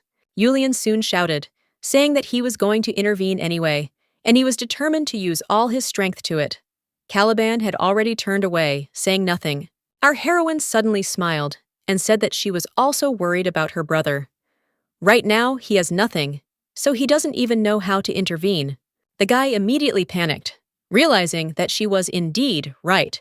Thus, the action takes us to the day when our heroine was supposed to go to Duke Defenal. Julen, right before leaving, approached Little One, asking if she was really going to the Duke's estate. He also wanted to go and see the face of this scoundrel in person. Rosie asked in surprise if he should be in class now. Julen said yes, and she would go with him. She lacked the knowledge from her class, so it was time to get smarter. In turn, the girl replied that she was young enough to enter a noble academy, and who needed to spend all their time in boring classes now. The guy was shocked that this child was so something. He said that if it was boring, then she could admire his beautiful face. He soon spoke of a time when simply looking at each other was enough. Our heroine suddenly apologized, saying that she was touched by the book that he and her grandfather had given her. That's why she promised that she would try to become a child who could look within herself and try to overcome the difficulties that would await her. The guy was shocked by how Little One managed to get around everything. Rosie, in turn, began to admire the carriage, which was very spacious. Soon she climbed inside and began to say goodbye to her brother, saying that she was now going in search of a handsome man. Julen screamed in bewilderment, saying that he was just a handsome guy with nothing special about him. The carriage moved off anyway, and the boy continued to shout to his sister, warning her that he had nothing but a pretty face. Soon our heroes left the Count's estate and headed towards Duke Defenal. Shulba also went with our heroine, and she asked him in surprise how her dear brother took his dismissal. The guy adjusted his glasses and said that since he had already received a new position, he could not protest, although he had something to say. When Shulba suggested returning to simple friendship, he was able to experience his relief. However, all of the lady's requests were handled with the utmost care, and her wishes were fulfilled exactly as intended. Our heroine smiled and told dear Shulba that everything was right. The engagement with Zahed was just an inevitability. Ethan went with them, writing down everything minute by minute. At 9, Rosie radiated boundless confidence that the engagement would happen. One victory, and she thought she had conquered the world. The guys didn't understand why he was writing everything down, but soon remembered that he had agreed with Julen to provide hourly reports on his sister's activities. Well, what can I say? Let him continue playing. He is unlikely to cause them any inconvenience. The guy continued to watch them closely, and their silence was enough for him to continue. In any case, after some time, the guys reached the Defenal estate. Once inside, they were met by a butler who said that they had received her letter, but it was not worth it to come such a long way. Her visit, at the moment, was a bit unexpected. The candidates for the role of the bride were currently being discussed, and he could only suggest that he come another time. Zahed was unable to receive guests due to his health. Ethan wrote down everything verbatim, as if the butler was trying to send them away, and they were hiding the Duke as a precious treasure. The man stated that Lady Elizabeth would deal with her request immediately after the discussion was completed. Our heroine said that this was very touching, and in that case, she should wait right in front of the door to the conference room. The man tensed up at this point, asking what she meant. He couldn't leave an important guest standing in the hallway. However, the girl replied that the floor outside the conference room would be ideal for her. The butler, perplexed, said that this was not what he meant, and the girl replied that this marble looked very cozy. The man sighed heavily, realizing he couldn't send them away any longer. Ethan recorded that Rosie had insisted on setting up camp near the conference room. As we approached the doors of the conference hall, we could hear bewildered cries from there, which indicated that all of this was simply outrageous. They were perplexed that Rosie Noart was the final choice, suggesting that the elders had gone mad. The guys asked what kind of witchcraft this was. Rosie, in turn, laughed at democracy in all its glory, but the butler and Ethan were very tense. Ethan knew it wasn't a pleasant business, but the girl headed for the door anyway. The butler tried to stop her, but a moment later, the girl opened the door, saying that Lady Rosie Noart was completely at their service. The girl apologized, saying that she did not mean to eavesdrop, although it was useful. So she was to become Zahed's bride. It turned out very well.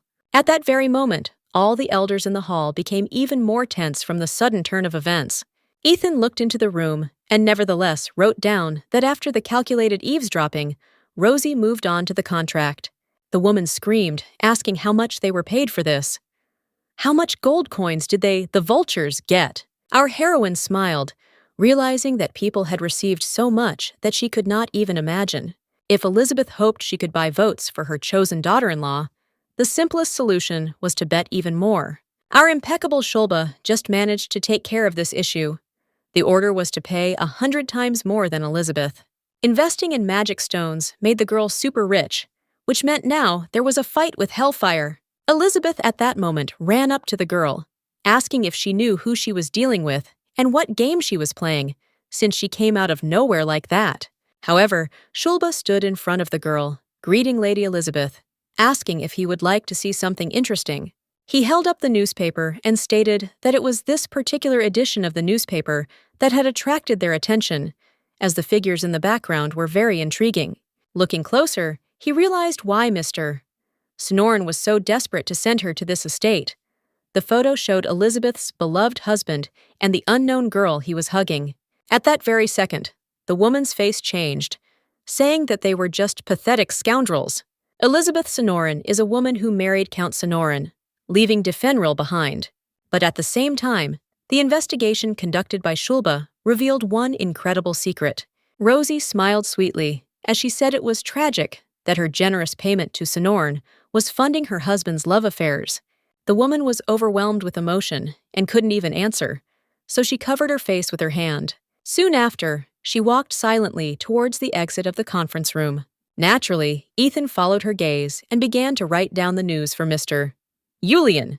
At 1440, Rosie sent one very nasty woman to hell. Her tactics with bribes and affairs are exactly like Julian's, a complete copy. And yet, after some time, the butler again reminded that Mr.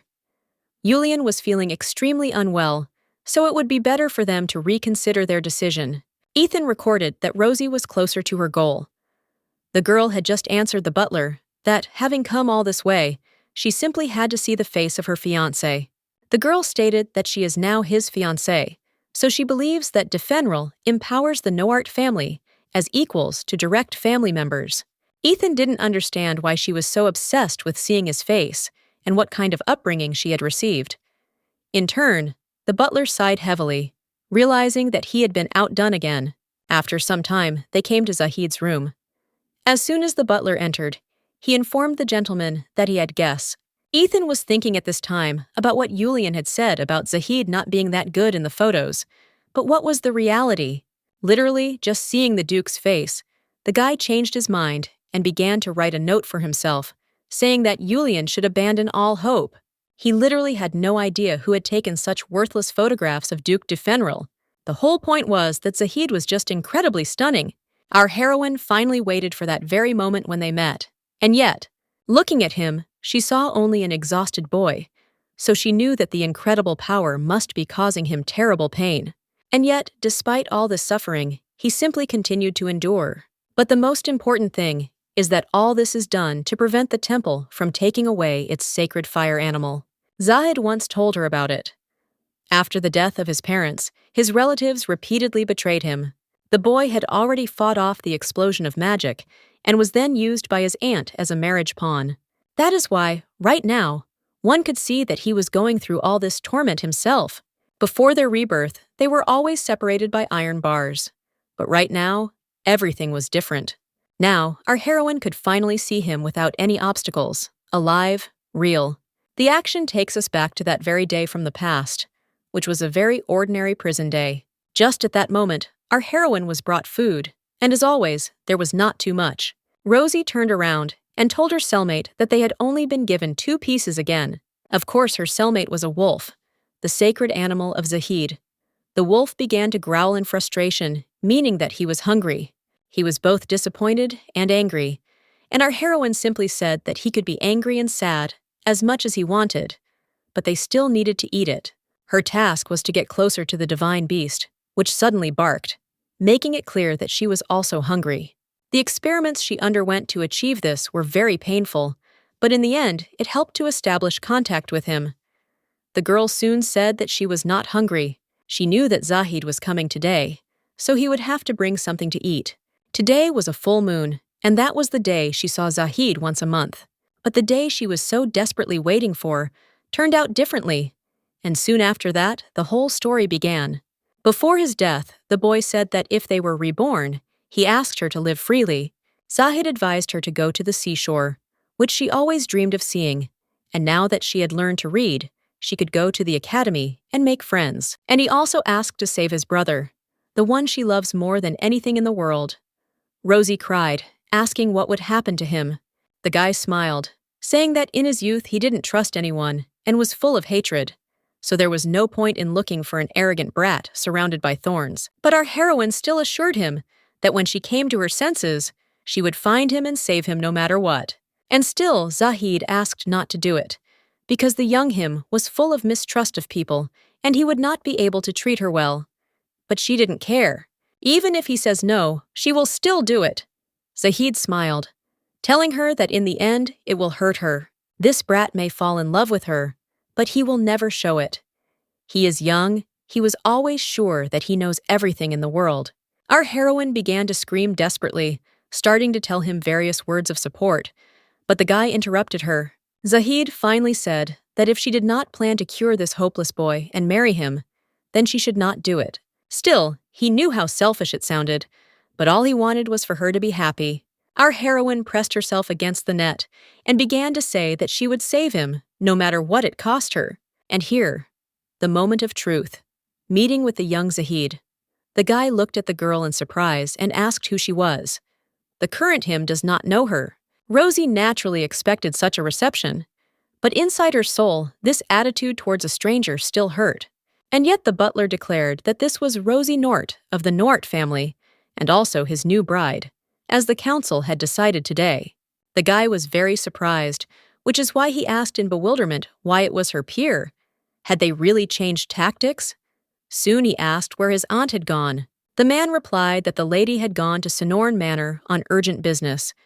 Rosie smiled and said that the lady would not return, as they had already taken care of that. In that case, the boy sighed heavily, assuming that his father's place had now been taken by Count Nort. Rosie understood that he was always used, so he showed mistrust everywhere. And yet, the guy turned his head, saying that they would end everything right now. He decided to prepare the documents to cancel the engagement. Our heroine suddenly came to her senses, asking the Duke to wait and listen to her, but the guy asked her to stand still and not come closer. He looked at her with disdain, clearly indicating that she should get out of there. With a heavy sigh, Our heroine realized that everything would be much more difficult than she had hoped. Soon she told Zahed that everything was correct, and, to be honest, everything he said was true. He really is an arrogant brat, all in thorns, full of mistrust of people. Zahed shouted in bewilderment, asking what kind of nonsense this is. Our heroine smiled and asked him not to be nervous when he felt unwell. After all, he could have damaged his vocal cords, or he would have been better off worrying about his soul. The guy was surprised, assuming that she was really worried about him. Ethan wrote down everything that was happening, surprised that they could now talk frankly. And yet, despite the way she spoke to him, the guy found some downsides and simply screamed, telling her to get away. At that very moment, the sacred wolf woke up and soon looked at the guests in surprise. A moment later, a huge wolf was running towards the girl, causing the Duke to come to his senses in shock.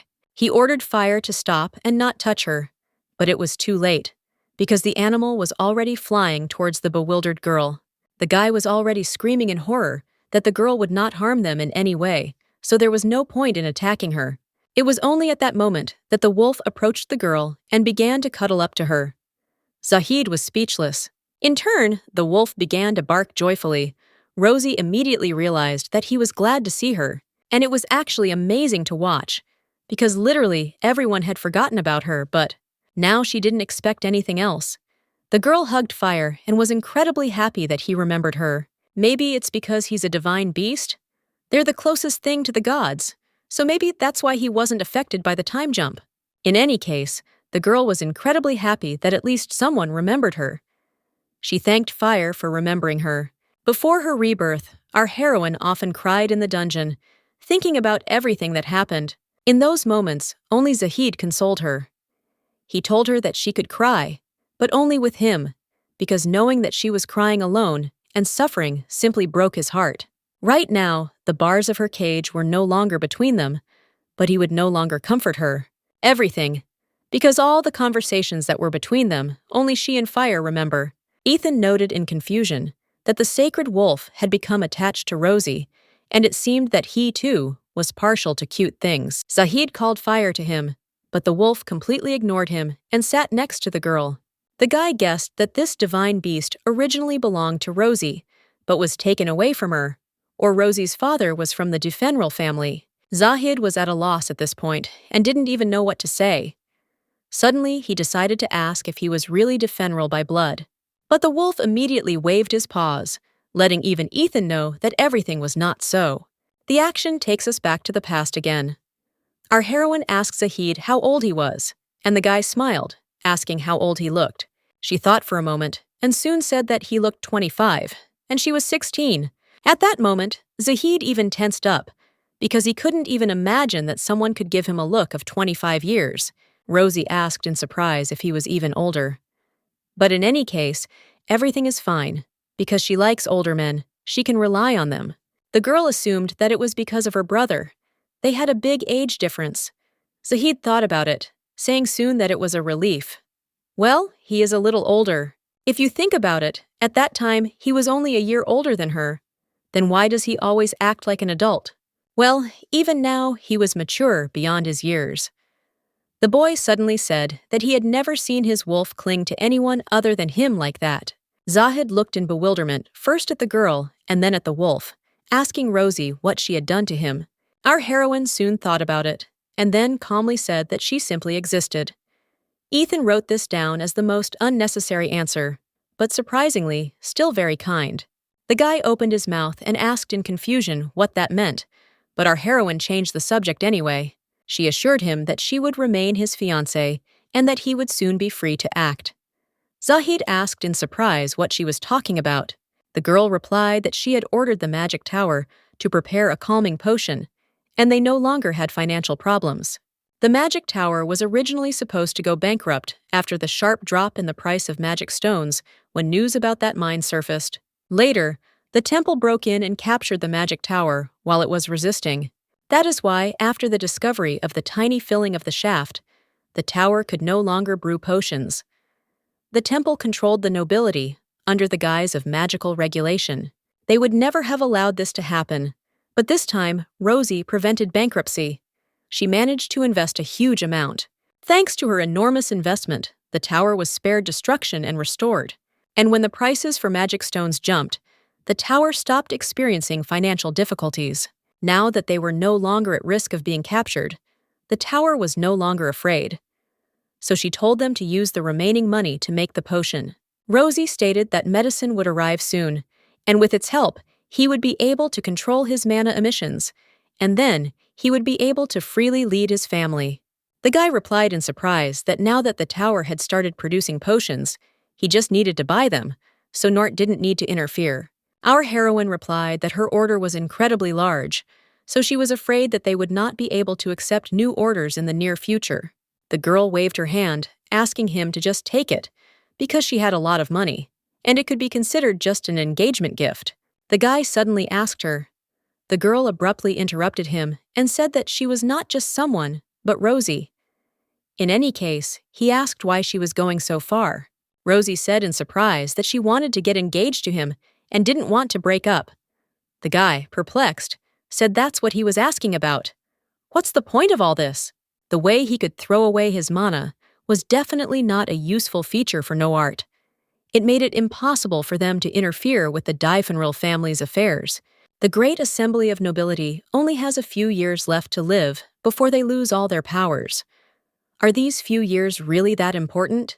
Our heroine looked at him in surprise and said that it didn't matter at all. Zahed, in this case, wanted to know even more why she wanted to get engaged to him so much. Looking at fire, our heroine thought that the high priest's goal was to control the divine beasts of all 4 families. To achieve this, the temple would pursue them. That's why our heroine wanted to be there, just to protect Zahed. And more importantly, the words she never got to say before her rebirth. The girl looked into Zahed's eyes, telling him that it was all because she liked him. At that time, she was a burden to him, and she was afraid of becoming an even greater burden to him. That's why she never dared to say those words. But now she has every chance, and she assured him that she really likes him. At that very moment, Ethan started taking notes, saying that the situation was simply SOS. At first glance, Rosie's behavior did not change, but she suddenly confessed her feelings to the cheeky guy she saw for the first time. Zahed, perplexed, asked the girl what she said, and she answered that she liked him. Without a doubt, she decided to clarify that he was a bit hopeless now, but she thought it would be good to first raise him properly, and then, when he grew up, marry him. The guy screamed in confusion and blushed, asking what she was talking about. The girl replied that for this, they would need to maintain communication, meet sometimes like this. He kept shouting, asking how she could say that she liked him on the first meeting. Did she really think that he would believe it? Rosie said in surprise that she was the one who confessed her feelings. Then why was he so shy? There is nothing strange in liking another person. The guy responded in confusion that it was because of her that everything was becoming more awkward. Ethan recorded that at 1531, they were seriously and awkwardly talking about liking each other. And yet, he didn't understand what these children could know. Shouldn't they be at least 13 to talk about love? Like him, for example. Just at that moment, our heroine raised her hand, saying that they could do it differently. 15 years. She would wait until that age. If after this period he still did not like her, then the engagement would be broken off unconditionally. And she herself understood that this engagement was forced. Zahed asked if she was joking, because at that age everyone who has a partner gets married. Doesn't that mean she'll marry him anyway? He instantly refused, and our heroine was surprised that he caught her, although she was just trying to push him. In that case, she decided to wait until he came of age. If he didn't fall in love with her before he came of age, they could break off the engagement. But still, she had to come up with a reason, even if she had to do it by force. Her brother, who had lost his memory, was able to love her again. Maybe if she tried hard enough, even Zahed could open his heart to her again. Rosie assured him that he would definitely fall in love with her. Anyway, after finishing talking about this proposal, she asked him how he liked the idea. At this point, he covered his face with his hand, saying that he thought this was just absurd. But if this is her way of trying to get payment for the potion from the tower, then he has no reason to refuse, and he will break up with her anyway. An engagement before coming of age will not hurt him. Our heroine was in incredible shock and didn't even know how to react to such wonderful news. Ethan was equally shocked and immediately began writing a note saying that they had finally decided to get engaged. Zahed nevertheless blushed and specified that her feelings could change during this time. Rosie laughed and told him not to even hope for that. Only later would he fall in love with her. Ethan suddenly wondered, wouldn't breaking off an engagement happen naturally when one came of age, even if one's feelings changed? Zahed blushed and asked the girl not to get her hopes up, because he would not fall in love with her. Ethan recorded Zahed's loud statement, as well as the fact that his ears continued to turn red. Ethan even drew an illustration, thinking it would be funny if he cried and begged not to leave him. Rosie said after a while that it would take a few days to get the calming potion from the tower, and until then, it would be difficult for him to move. The girl also suggested that there was no one here he could trust. Zahed couldn't argue with that. Our heroine, in turn, wanted to recommend Shulba as an assistant. This is an emergency, and as his fiancée, she had the right to do so. She assured him that she would replace all his staff with reliable people and tell him how to restore the Duke's estate, since she already had the experience. Shulba soon introduced himself. Zahed responded to all this by saying that he could handle everything himself, but Rosie reminded him that he was only 11 years old. He couldn't do without a reliable adult. And anyway, if he doesn't like it, he can fire them. As soon as the potion arrives from the tower, he will be free. Shulba, in turn, said that this will not happen because he is confident in his abilities. Rosie thought so too, because if he was a child who only knew about clothes, then all of Shulba's efforts would be in vain. Our heroine turned around and told the boy that she had already paid Shulba his salary for the year. Since she was his fiancée, he would be paying for it himself starting next year. She advised Zahed to sign a contract with Shulba, and our heroine congratulated her brother's old assistant on his new position. The girl smiled and said that she hoped that he would like the job she gave him. Ethan was surprised. Writing down notes, he assumed it had to do with the flower shop he went to with Shulba, and she asked him to choose the most beautiful bouquet. Shulba smiled and thanked the lady, saying that this was what he wanted. Unlimited work in the household. Rosie was glad that she had hit the bull's eye. She even saw that the house was a complete mess and needed to be fixed. Ethan was amused by the fact that the bouquet had been for Shulba all along, which made the situation funnier. Well, Zahed looked at the bouquet with an expression on his face, as if she gave it to him, it would fly into the trash, which served as a lesson to him. Soon our heroine petted Fire and announced that she now had to leave. The girl assured him that they would see each other again, because she would never lose Zahed again. At that moment, the wolf barked joyfully, thanking the girl for not leaving them. Our heroine almost cried at that moment, because she realized that Fire definitely understood everything. He felt like she was trying to change the future, so that it wouldn't be as bad as her past life. The guy at this point asked Rosie not to say stupid things, because they never had a plan to set the plan on fire.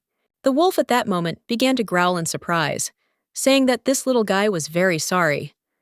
The girl sighed, saying that it was so, he didn't understand anything yet. But in any case, she suggested being lenient, because he was still young. Zahed said in bewilderment that he was only a year younger, and yet our heroine turned to Fire and asked him to stay by his side. She knows that no matter how much he likes her, he wants to stay by Zahed's side. Even when he was imprisoned with Rosie, he continued to wait for Zahed all this time. At this point, the wolf started barking, telling them to finally get married and not do stupid things. It was at this moment that our heroine did not understand him.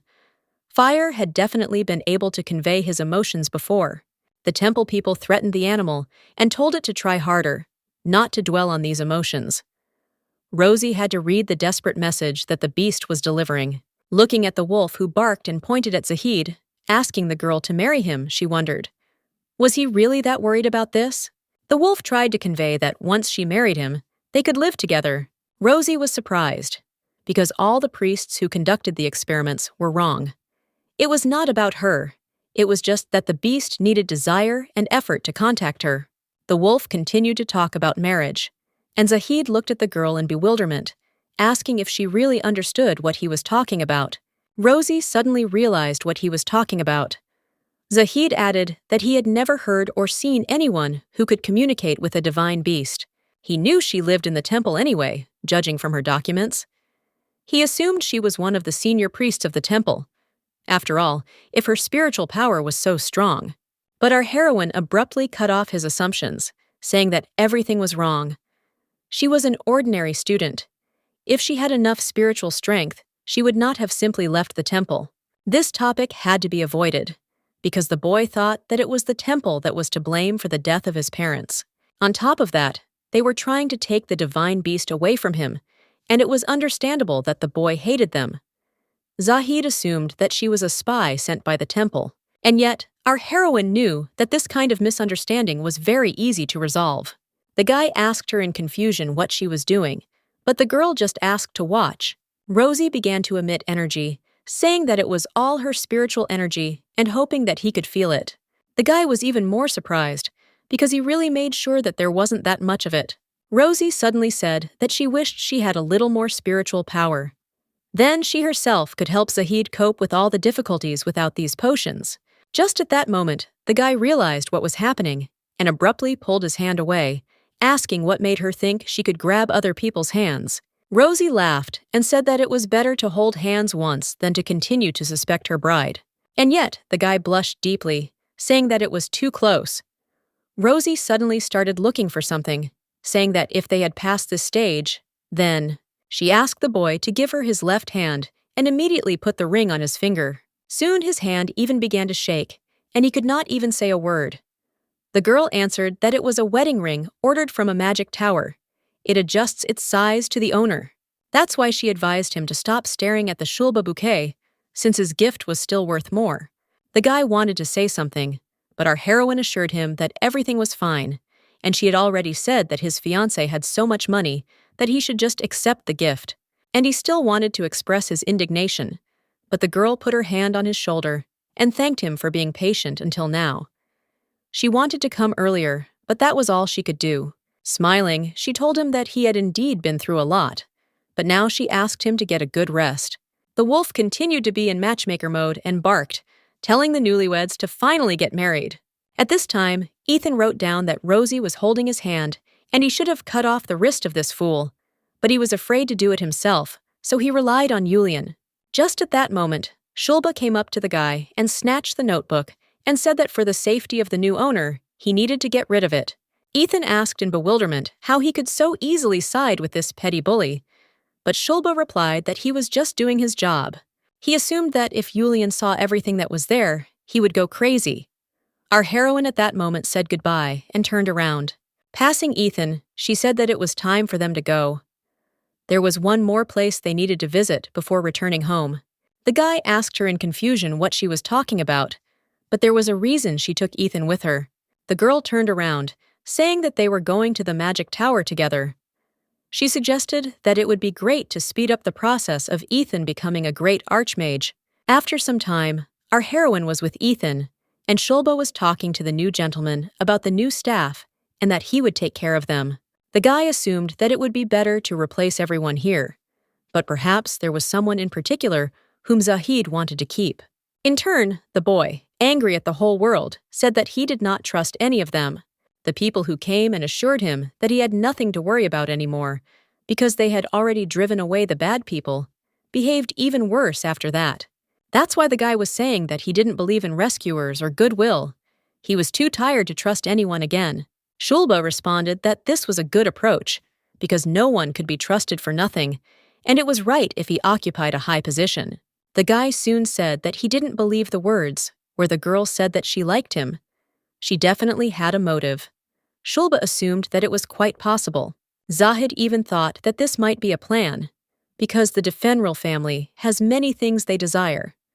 Shulba again said that this is a well-founded suspicion.